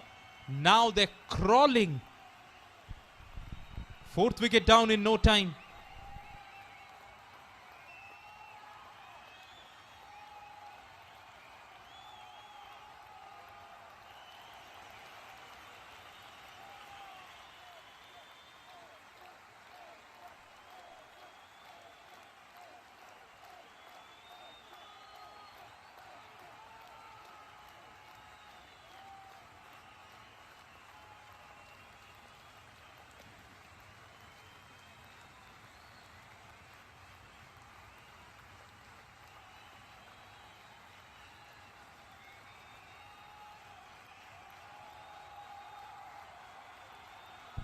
Yes, you're right. Captain believes another over for Piyush. He's hoping he can get an edge. I think Captain was asking Piyush, do you want to sleep? And Piyush perhaps said no. He wants to target the stumps maybe. There comes the edge. Captain was right. Captain is always right. That's four though. Yes, now I really want to see what does the captain have to tell him.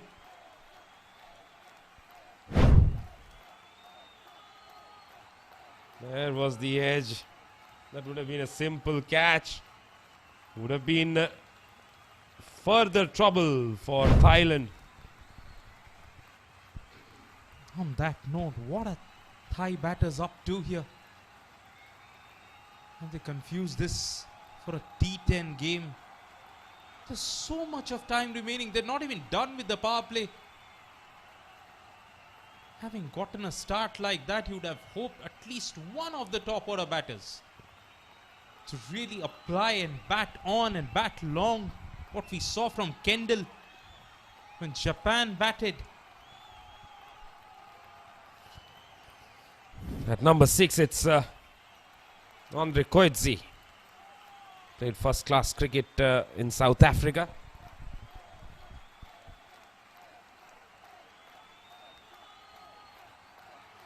Beautiful delivery. He's looking to play for the turn which wasn't there. I doubt Ibrahim Takahashi will take longer to get into the bowling attack. Just the way Coetzee played that ball. Half a chance it could have been. He's off the mark with 4-2. Every other batter who's done that in the last 5 minutes or so has walked back to the dugout.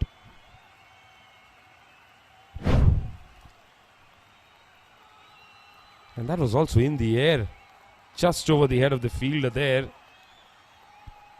Yeah, bring about the off spin from the other end. Nicely guided away. That is a smart cricket shot. He'll come back for the second run. Another diving stop for that fielder. This time he's safe too.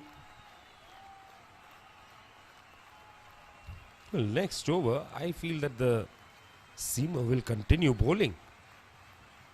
He's got 3, hasn't he now? So you might as well get him another over for sure. It's just that, just how Andre has started here, I would have asked the off feet to come in and bowl a few. He's looked tentative. I know he's batting on 6 or 4, but he's looked tentative for sure. 68 for 4 in no time. This game is moving on quickly.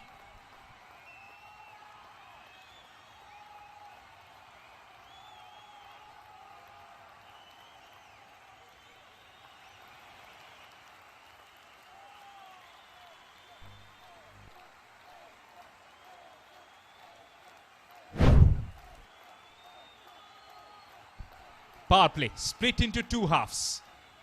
First half of it, pick and choose an area, and they got a boundary there.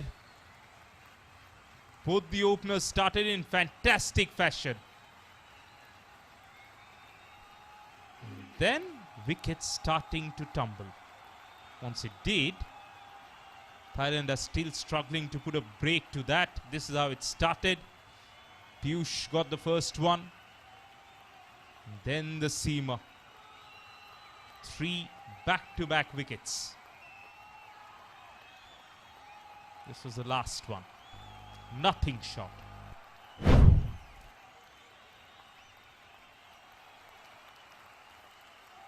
Yeah, Kendall really obliging to whatever feeling I had, which is why he's brought in Ibrahim Takahashi. Ibrahim will start bowling to the right-hander now. No turn, but pretty much inside the marker. We'll be hoping Yotza can take a single and he can bowl to Andre.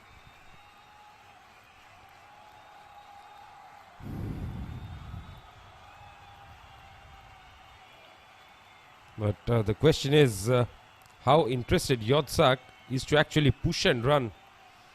The attempt is always to go for big shot.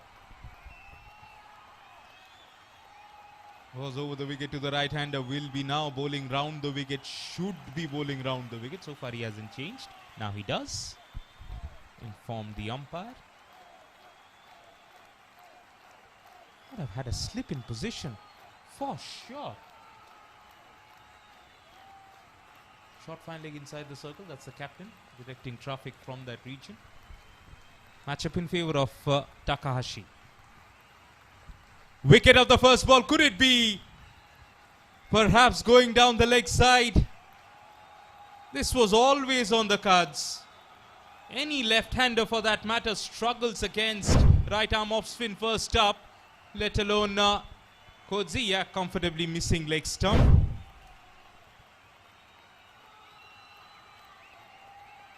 So that brings Yotsak back on strike.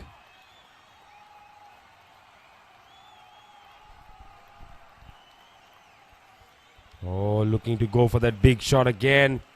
Was there any bat involved in that one? Looked like there was a deflection, Nishan.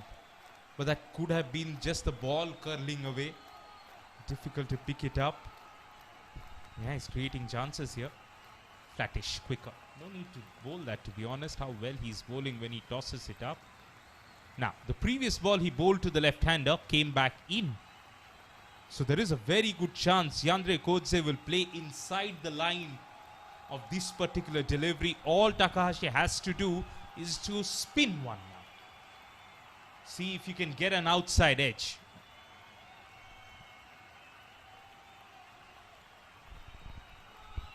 Was off the outside edge, put along the carpet. Very well bowled Ibrahim for that first over. 7 overs are done. 71 for 4 Thailand.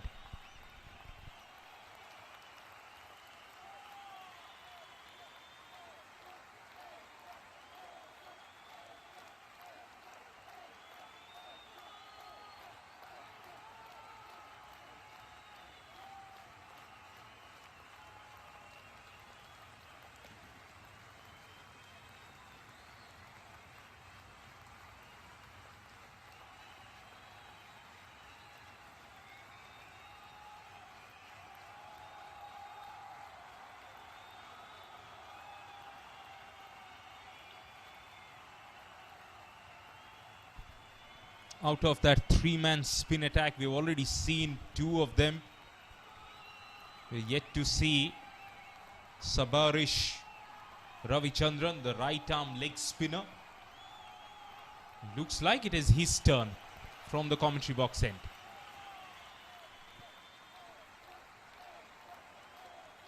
Excellent delivery there. Watchfully defended by Yotsak. Looking at these conditions, Nishant, every now and then the second game of the day is where the spinners have really performed well. Japan, if they can continue to score these many runs, they will be a difficult team to chase against. Nicely bowled too. 3 really good balls here from Ravichandran. What that will do, that'll put more pressure on Yotsak, and he's more vulnerable to play the big shot. Good looking shot, but straight to the fielder. Will pick up a single. Just have a feeling Andre Kotse might go after Ravichandran here. He's keenly looking at the boundary riders on the leg side. He's got deep square leg on the fence. There is a deep mid wicket, a long on, a very straightish mid wicket fielder, and a sweeper deep on the offside. Change of angle, wanting to go reverse. Only got gloves onto that. Has looked tentative at the moment. 6 of 7.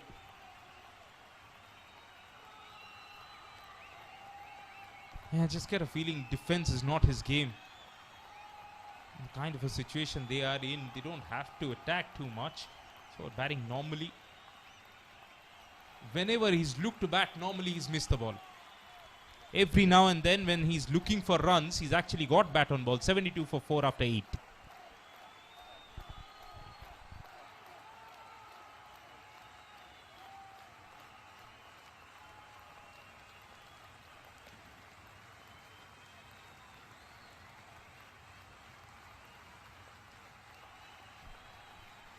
Clear indication of how things have panned out. Look at the blue line on top of Japan. It has almost overwhelmingly overshadowed it for the first 6 overs or so. A big tidal wave almost. That slog swept. No timing on that one. And he'll be happy that he didn't time it very well. That would have gone straight to the fielder. The best way to assess this condition right now is to look at how many options these two batters have got to rotate the strike. How many shots that they have got where they can convert a single. Right now, I can find handful of those. Maybe a drive here and there, but nothing consistent. Look at that. That's easy enough to put it away on the onside for a run. He's not able to. That's not his game though. Doesn't seem to be the Thai game. Swept. Just get a feeling they're just going hard at everything here. You know, that would have made sense had they been chasing 120. I mean, chasing 166. Got to have some solidarity. That has been missing. Back to the bowler. Well done. Keep the left-hander on strike. Keep breathing down his neck. You never know, a big shot might come, and if he doesn't connect it, you're in with a chance. That's nicely driven, but straight to the fielder. It's been a very good over, and now the current run rate is less than the required rate. 4 dot balls, 4 of which he was trying to take a single out of. That's been the issue. Firmly driven. Only 2 runs came from Takahashi's second. Yes, they're slowing down. 74 for 4 after 9.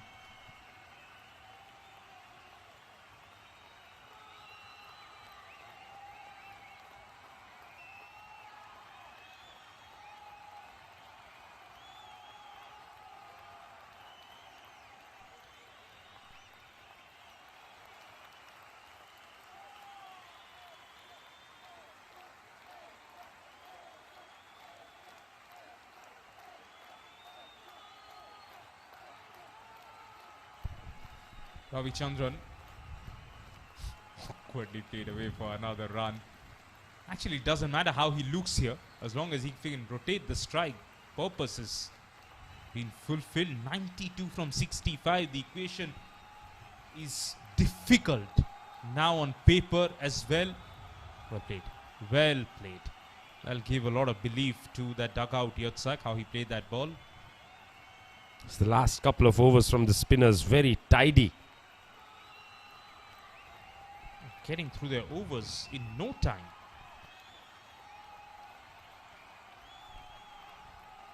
Oh, that's gone through the keeper. That has been pulled back. I hope that fielder is okay. Plenty of applause for that effort.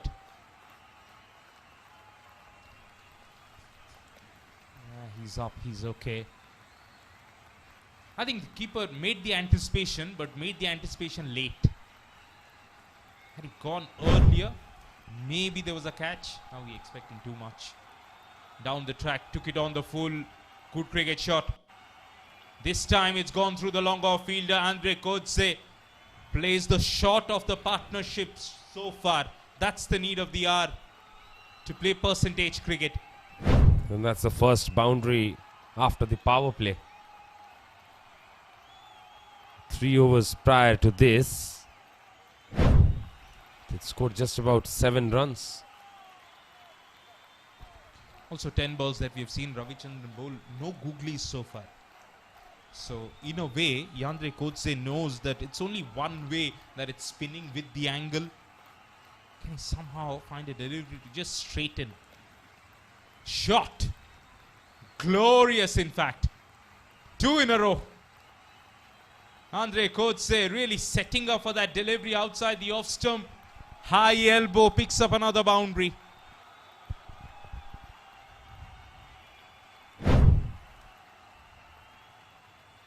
Yes, very nicely struck. Got into great position to play that.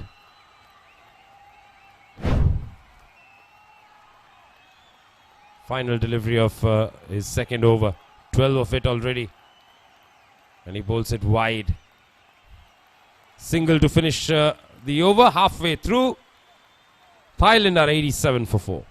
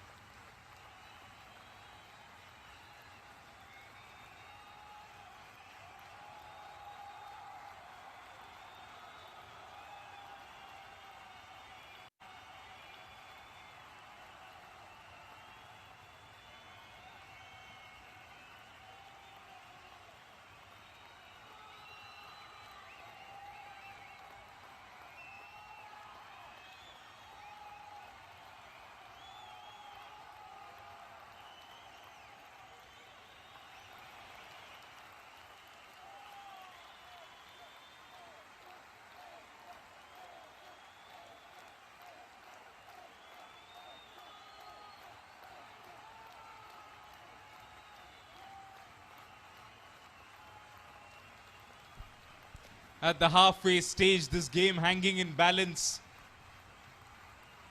Do you want to be in the deep blue camp with Gerald, beg your pardon, Andre Kodse going really well? Or would you want to be in the pink camp, having runs on the board?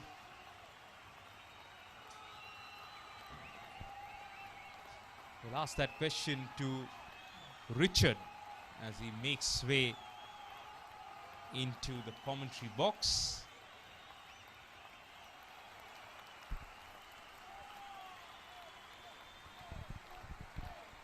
Ten overs, 87 for 4, Richard. Well, 80 needed off 10 overs. Seems straightforward. I'm sure it won't be.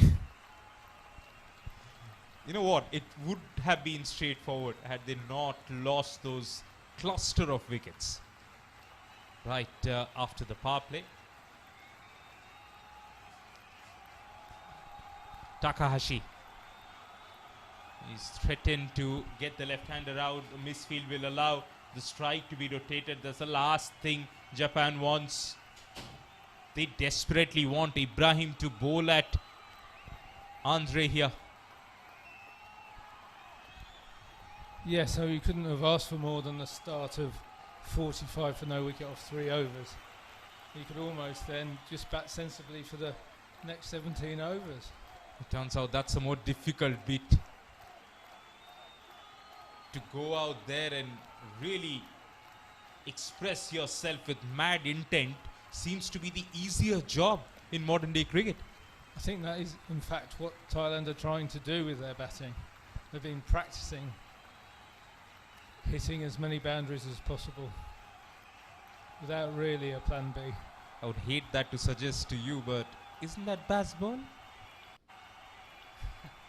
Well, possibly. Maybe it's taking over the world. Yes, it's a bit of baseball and it's so good to see. There's of course place for that in T20 cricket, let alone Test cricket. Nicely drilled.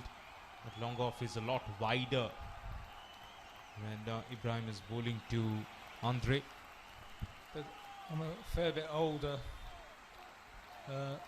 than most here, and I like the way that John Dre Coetzee is batting. He's played himself in and has started to hit the boundaries when the ball Chance now. Short cover is the captain. He will accept that gift.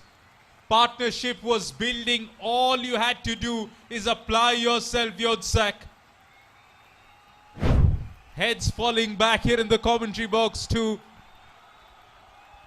Yes, just as Thailand had got back on track, another shot that more likely than not was going straight up in the air. Pay, if you want to stick to a particular brand of cricket, Yodsak goes out for 12. He'll have better days with the bat.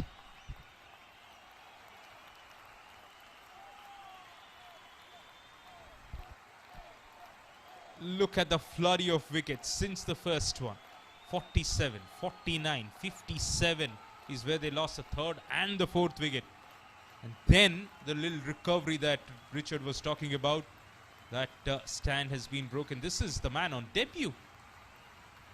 Left arm pacer, Mukesh Kumar Thakur. What an opportunity to now become a hero with the bat. He wanted to paddle the first one away. Everyone's got shots here.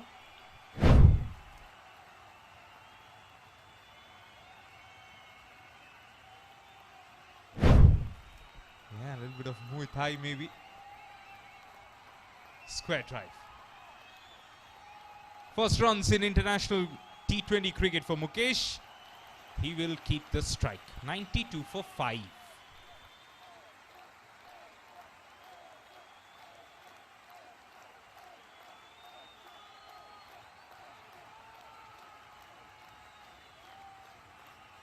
All the 5 batters have been caught, which tells you the intent was always there to take the aerial route. Just hasn't come off yet. I mean, there are different ways to look at it. You look at that 12 ball 31 from Chalowem Wong and think that in itself is sufficient enough to win you the game. Only if you just capitalize on that, but unfortunately Thailand have gone with a different philosophy altogether. Time to introduce the third seamer in the bowling attack, Declan Suzuki. Declan Suzuki McCord. Another tall right arm seamer. He's bowling from the commentary box in to Thakur, who's just walked out to bat. Both the left arm fast bowlers of Thailand trying to stitch a partnership here. Late on that was Mukesh, dot ball.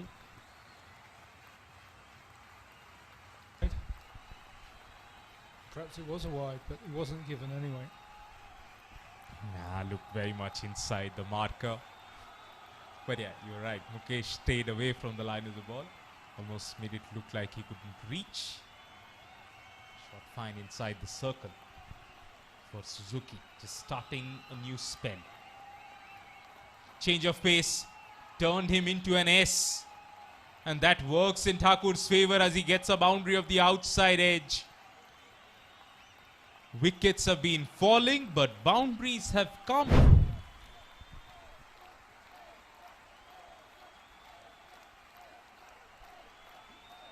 Does look like the sort of chase that Japan might have to bowl out Thailand, because they'll be up with the rate, because the boundaries will come, but so will the wickets. You're right, they got to look at keep picking up wickets. Japanese outfit. Another very, very solid shot there. Confusion, but they'll get that run. This little process that you're talking about the Thailand team, has it been in motion for quite a long time? Well, we just hear maybe some of the regional coaches just telling me what their opinions were, but it must be the plan, because the former captain Yadav and the new captain Lazarus have both been on the coaching panel, so it's definitely an attacking approach in T20 cricket. As we mentioned, it makes a lot of sense, of course. They push for the second, they'll get that. What I do want to understand is, for the experienced guys, perhaps it's a slightly easier thing to do. But for the young guys who are just coming into the circuit, for them to play a rash shot and get out, there must be so much of repercussions in their own head. So to have a coaching staff or a troop of senior players, what a shot. High elbow, low full toss, taken on the full. That's why it's important for the coaching staff or the senior players to really tell them that it's okay. You might look foolish every now and then while trying to play a big shot, but the days that it comes off, it'll make you win games. I mean, in my mind, once you've got 45 off 3 overs, you can just take it easy for the next few overs, but that's not the approach. That's the classic cricket fan in you, Richard.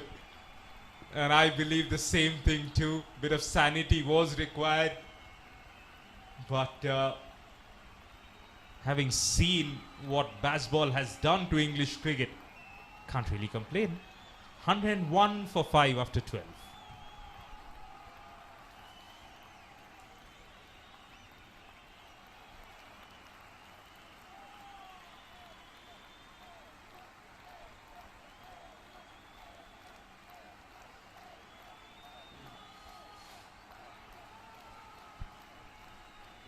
It overs to take care of for the Japanese skipper, and soon enough he will be turning to Sakurano, who's got 3 for 22.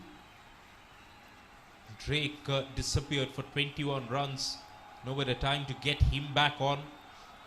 Ibrahim has got 1 over to go. You expect him to complete his full quota of overs. Here he is.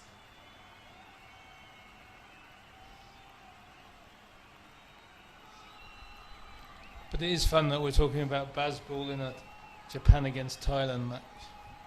It's quite incredible, isn't it? Mukesh trying to be overtly creative.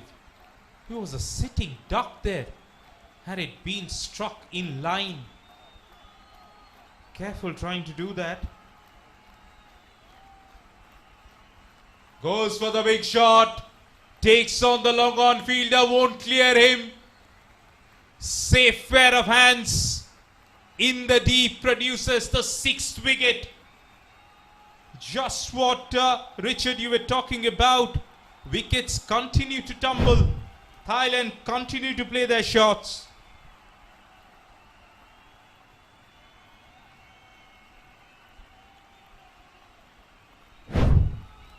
Yeah, good catch there at long on. And Mukesh out for 7.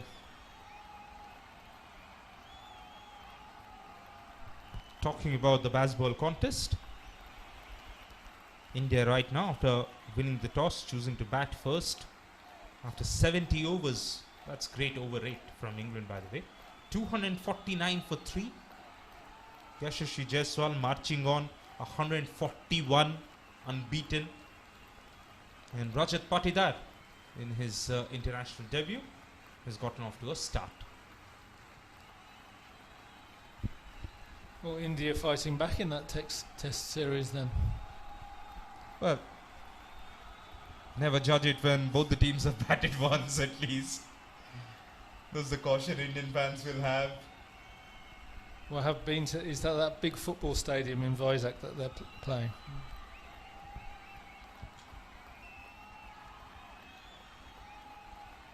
Chanchai came back well with his bowling numbers in the last 2 overs. Can he contribute a handy 20-30 or so? Support Andre Kodse. Oh, he takes the aerial route. He's gone too. My goodness, they're losing their minds here, these Thai batters. Before even they get a sighter, they're trying to hit the ball in the air. I can understand the philosophy of going big, being positive. But if you keep losing wickets, you keep driving yourself out of the contest. Takahashi, dream figures for him. 4 for 9 he's got. Chanchai goes for a duck.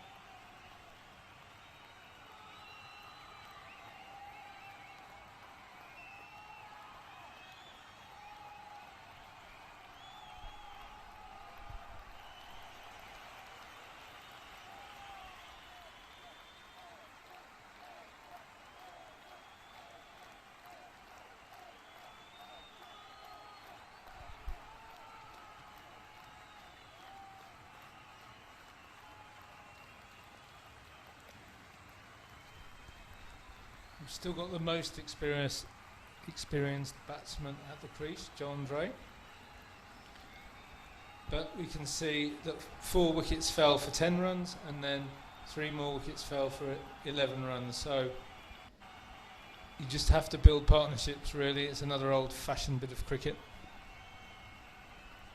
Now they've got no option. There's a serious threat that they'll get bundled out with overs to spare. Yes, India playing that test match at the Dr. Y.S. Rajshekhar Reddy ACA VDCA Cricket Stadium in Visakhapatnam, not far away from the beach. And one of the longer named grounds in the world of cricket. That was off the outside half, beg your pardon, 3 for 9 that Takahashi had before that ball. 3 for 10 it will be now. Meanwhile, 100 off for Thailand, but they have lost 7 wickets in trying to get there. That's not the kind of bargain you want. Not when you're chasing 167, that is. Last ball of the spell. He came out to bowl to get the left-hander out. That's the only batter he hasn't got out. Everyone else has. Off the outside edge, Andre survives the off-spin challenge at least. 7 down, 7 overs to go, 65 to get for Thailand.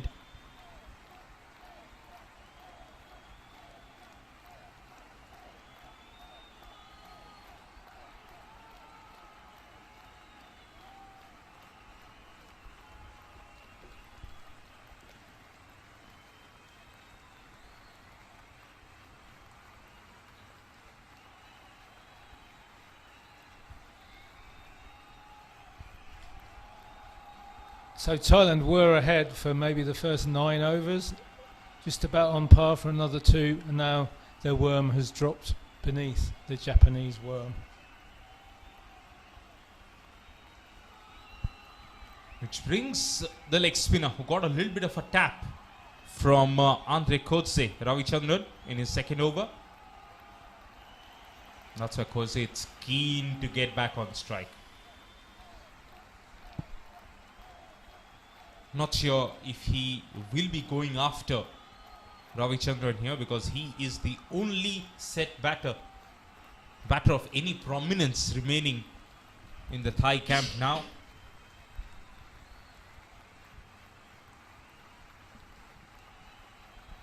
The depend how much he trusts Vanuatu here. Down the track, yes, he wants to go for the big shot. It's one bounce to the longer fielder. Very, very interesting move by Andre. Even after knowing there's 7 down, he's not stopping.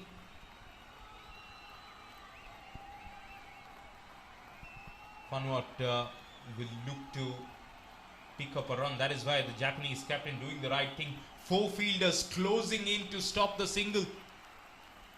That's good captaincy. It's flatter, quicker. They will not concede the run. Eventually they will because of the misfield. Captain did all the hard work to put the field in position. He got the ball as well, but then fumbled. Allowed this single.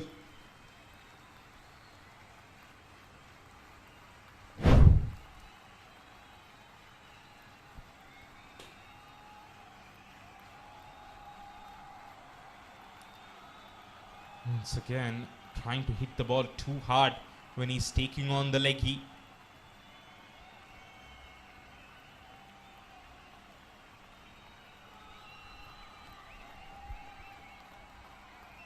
Slog sweep.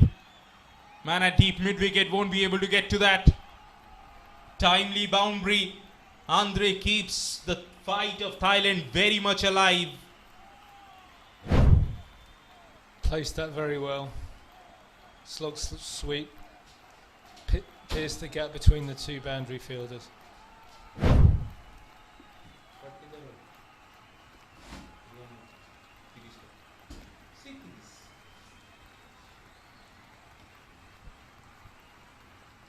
58 needed from 37. As long as Andre is there, that equation will look gettable inside out. Sweeper comes around. Successful over for Thailand with the bat.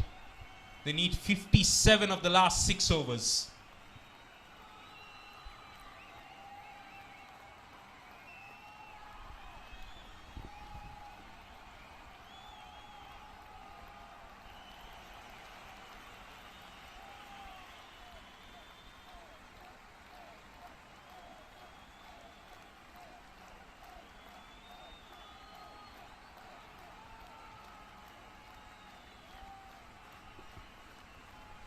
You would often say that in the last 6 overs a rate of 10 and over is well within range, but with the proviso of having wickets in hand.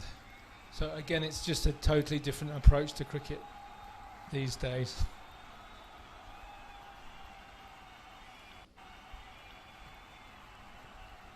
Andre Kotse, with so much of experience, he must have seen a lot of these T20 games go right down to the wire. And he will know as a bowler, something that he would have hated while bowling in the death overs is to bowl to a set batter. Now that he himself is batting on 30 from 27, it's important that he doesn't throw it away. If he runs out of partners from the other end, so be it. But stay there, hang in there, just in case he can pull it off. Only height, no distance. Long off comes around, reverse cup taken. And I believe that's the game done. Andre Kotse's fight, long vigil comes to an end. Sakurano's 4th wicket. Nelson strikes for Thailand. Again, the ball went sailing up into the air and we just hoped that it would clear the boundary, but nowhere near, and well caught there by the fielder. He tried hard, 30 of 28 balls. And he was furious when he gave his wicket away. Just like the rest of the batting lineup. So 47 for no wicket to 111 for 8.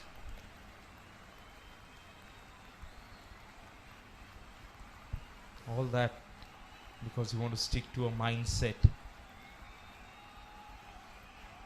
As I said, there's a price you pay to instill that mindset into young players. You've seen England paying that price before. And look how good they have become now. So if Thailand wants to stick to this, there will be days like this where their batting will look ordinary. And you got to take it on the chin. It's a part of the bargain, I believe. Depends what your ideology is. If your ideology is to go hard, no matter what the situation is, this is how it looks.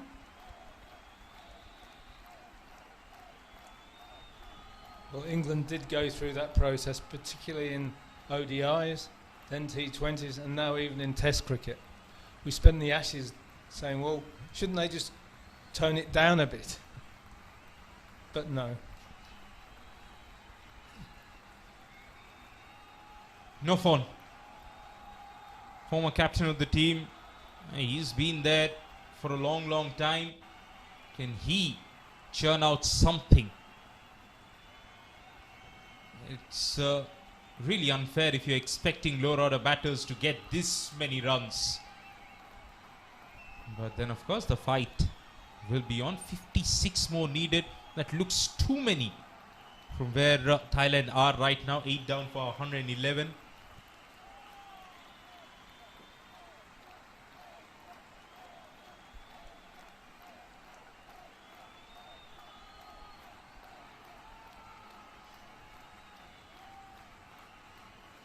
What a game of cricket Japan has had so far, though.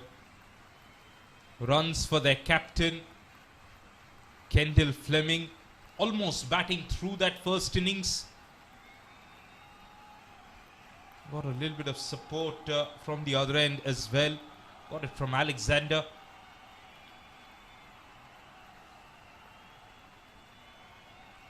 Tickle onto the fine leg fielder for a run.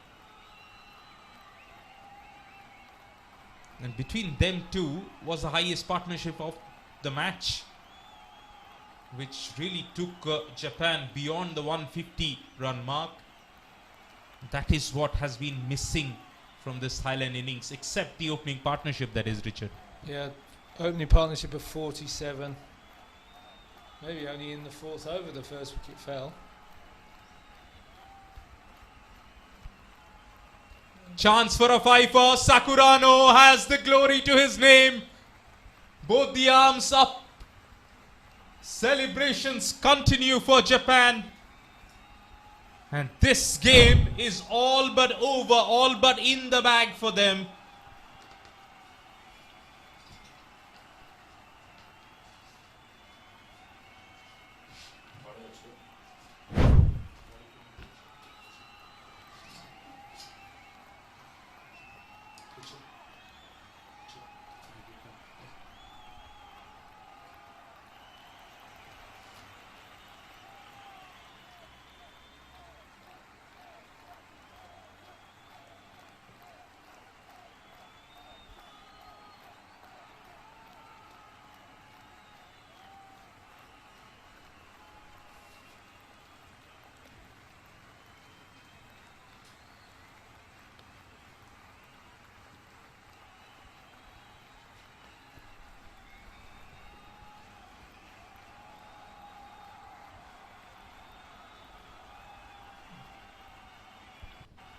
Right up in the block hole, almost picking up a six for Sakurano, the first Japanese bowler to pick up a five for, not today, he's done it before. 5 for 17 against Indonesia. And 5 for 24 here. Well, he's got another over. An opportunity to better that. Well, we are back to the Group A encounters tomorrow. Saudi Arabia riding high on their victory will be taking on Bhutan, who lost their first game in the first match of the day tomorrow.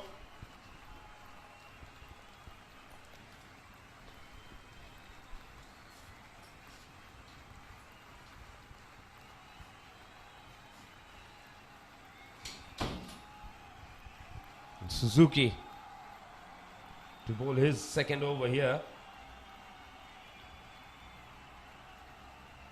Non-strike will be no fun.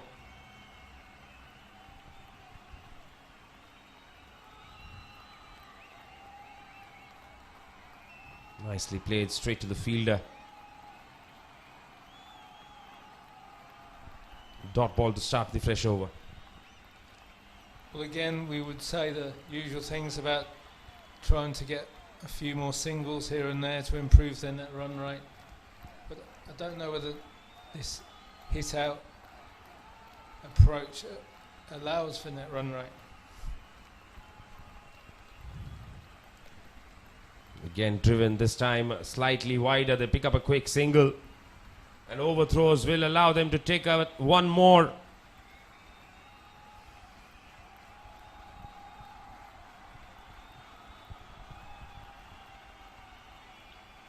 The way they started Thailand looked like as if they'll give Japan a run for their money, but they kept losing wickets.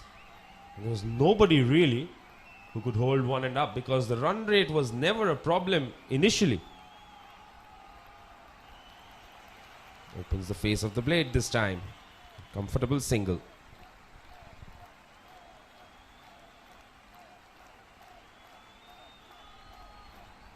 Oh, and I'm sure if the batting had carried on in that vein and they'd scored boundary after boundary, nobody would be complaining if they'd already won by 7 wickets. But they haven't. Absolutely.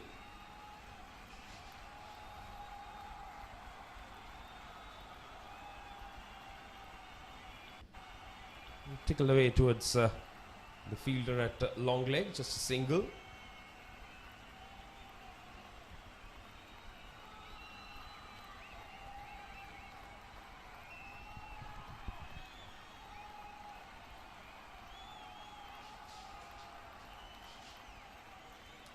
Suzuki went for 9 in his first over, 4 runs of the 4 deliveries that he has bowled here in this over. Drops it short. It will be a wide, and they'll get 2 wides.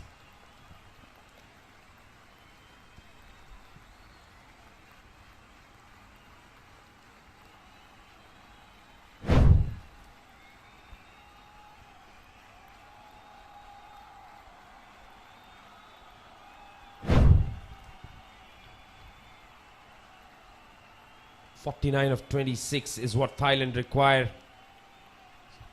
Far-fetched dream it seems, especially with 1 wicket in hand. Gives himself room, slaps it straight to the fielder, dot ball.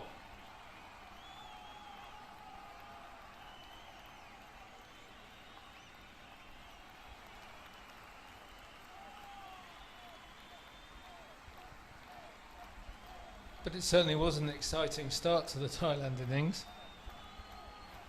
In fact, both innings. I mean, Japan went for it in the power play as well. Slow delivery this time. Looks to go for the big shot. Misses. 16 bowled. 118 for 9.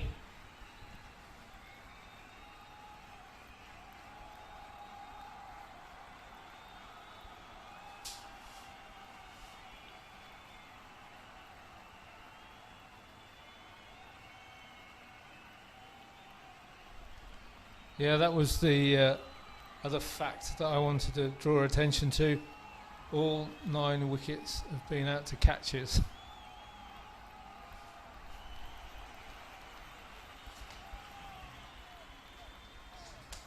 Yes, and barring the skipper, I think he was the only one who got a brilliant delivery.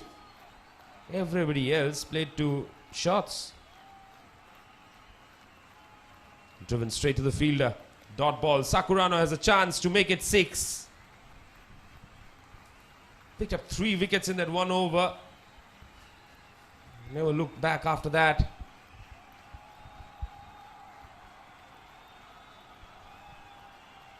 So barring the first over, his second over he picked up 3. His third over he picked up 2. Right up there, driven. Comfortable single taken.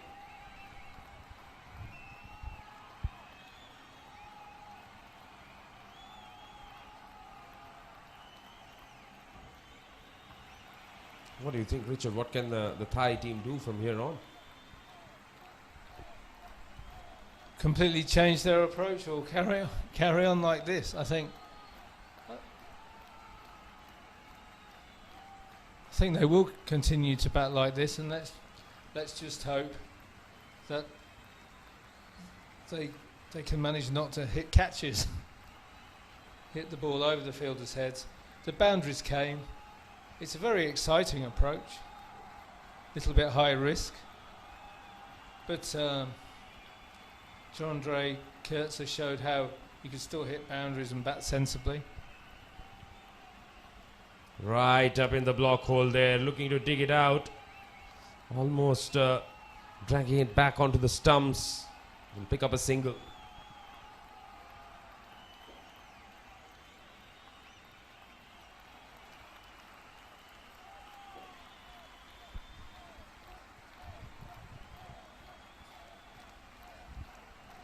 Maybe just one batsman needs to stay in for the length of the innings, and the others can bat around him with another ball in the air. And that's it. It's the 6th wicket for Sakurano and the 10th catch for the Japanese team today.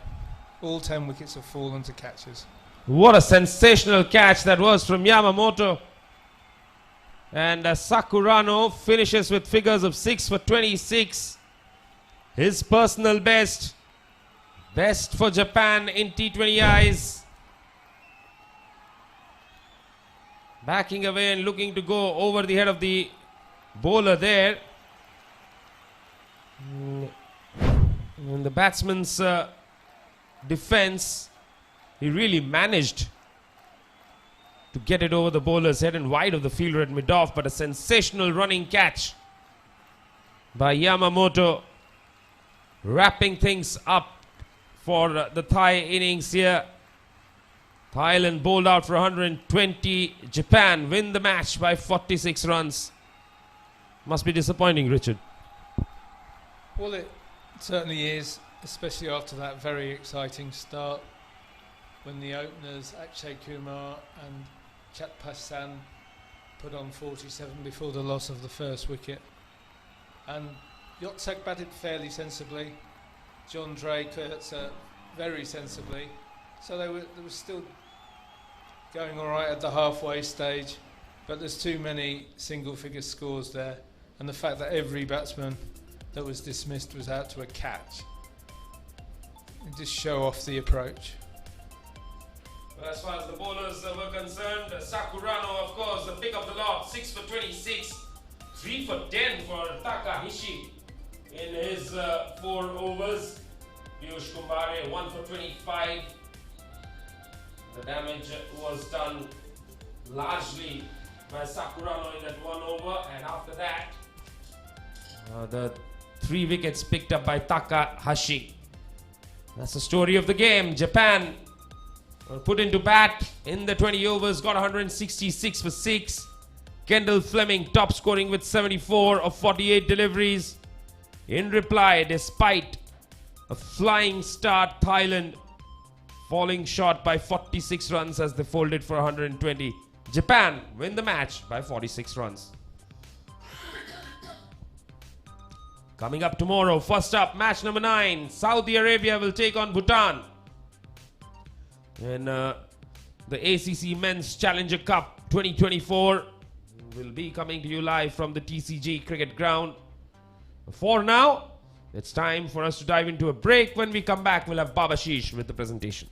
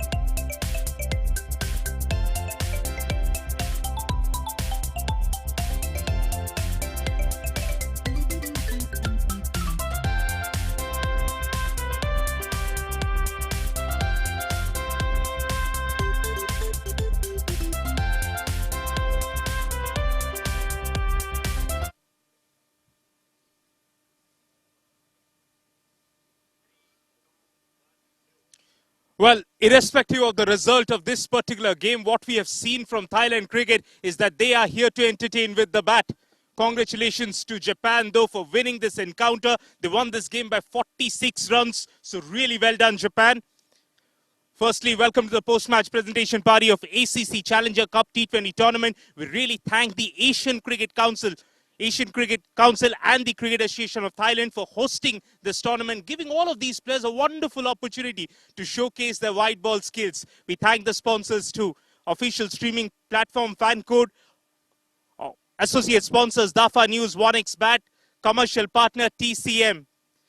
This was the 8th league game, and as I mentioned, Japan did really well to close out on that particular total, won this game by 46 runs. First up, I would like to request Austin Lazarus to please come and have a chat.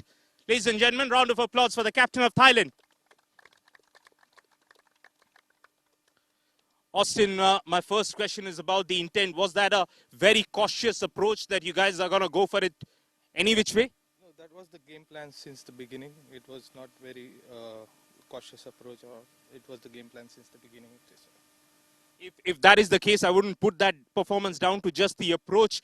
With the ball, though, do you think you could have been tighter as a bowling unit? I think they started off really well, Japan, but we pulled them back really well in the end of the innings, but just didn't turn up with the bat. I think we'll show much more better performance against Singapore.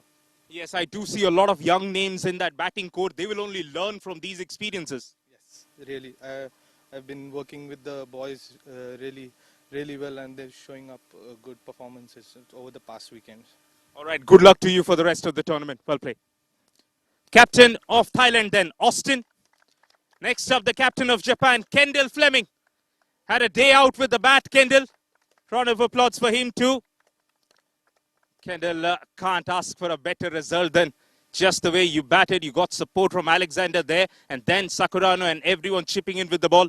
Yeah, exactly. Great to come away with a win any way we can take it. I must say I was a little bit concerned when they were about 45 after the first 3 overs, and then I think around 70 after the power play. So credit to their top order. They started off really well, but also credit to our bowlers. They fought back hard. I thought Ibi Takahashi bowled really well to their key batters through the middle, and Rayo with 6 wickets is obviously a great performance. So good to come away with a win to start. Just about your particular battings inside the power play, you really went for your instincts. You went for the shot. It looked like after the power play, you wanted to prolong your stay. Is that something you've been working on to control the middle over? I think so. As a team, we really want to be quite aggressive in the power play, and I think the nature of this ground, it's a pretty quick outfield. The pitch is pretty true, pretty consistent, a little bit on the slower side, I think. But, yeah, and then during the middle overs, if we can take it deep after that and then really be aggressive towards the end, that's the plan. But unfortunately, we lost a bit of momentum there. But I thought 166 was a decent score. All right, Kendall, good luck for the rest of the fixtures then. Very well played. That was Kendall Fleming, runs with the bat and captained the team brilliantly. Next up, to give away the player of the match award, I would request the match official, Mr. Iftikhar Ahmed, to please come in. Thank you so much, sir, for joining us. Right then, as I mentioned, Kendall got the runs, but it's very difficult to shy away from the best bowling figures for country now. 6 for 26 for Sakurano. If you can please come up and collect the award. Tall right arm quick, really did bend his back and ensure that he bowled wicket-taking delivery. Sakurano, if you can please collect the award first. Richly deserved. Round of applause once again. He can afford to smile, of course, and pose for that victory picture. And now we can have a chat. Whenever you're ready. That wicket is a batting paradise. You're finished with 6. Yeah, I mean, it says 6 on the scorecard, but I don't think our bowling effort really supported that. But it was credit to our Thailand's batting because they put us on the back foot real early. But credit to us bowlers because we stuck to our plans and we never gave up. And yeah, we stuck through it to the end. So happy with that performance, but lots to improve on also. Something that I noticed, there was a lot of information sharing going on in that bowling core. Do you think that has really helped? You're feeding off each other's confidence? Yeah, absolutely. As well as what we saw in the batting innings, what worked with Thailand's bowling and just trying to help out each other on what's working, what's not. So it's a really good team unit that we have. So yeah, proud of the team for that. Proud of that performance too. Definitely very well played and good luck for the rest of the fixtures. Cheers. Thank you. That was Sakurana then, man of the moment, 6 for 26. Best bowling figures for Japan in the format. And of course, that ensures that we are done for today. We'll return tomorrow. Stay tuned to Fan Code.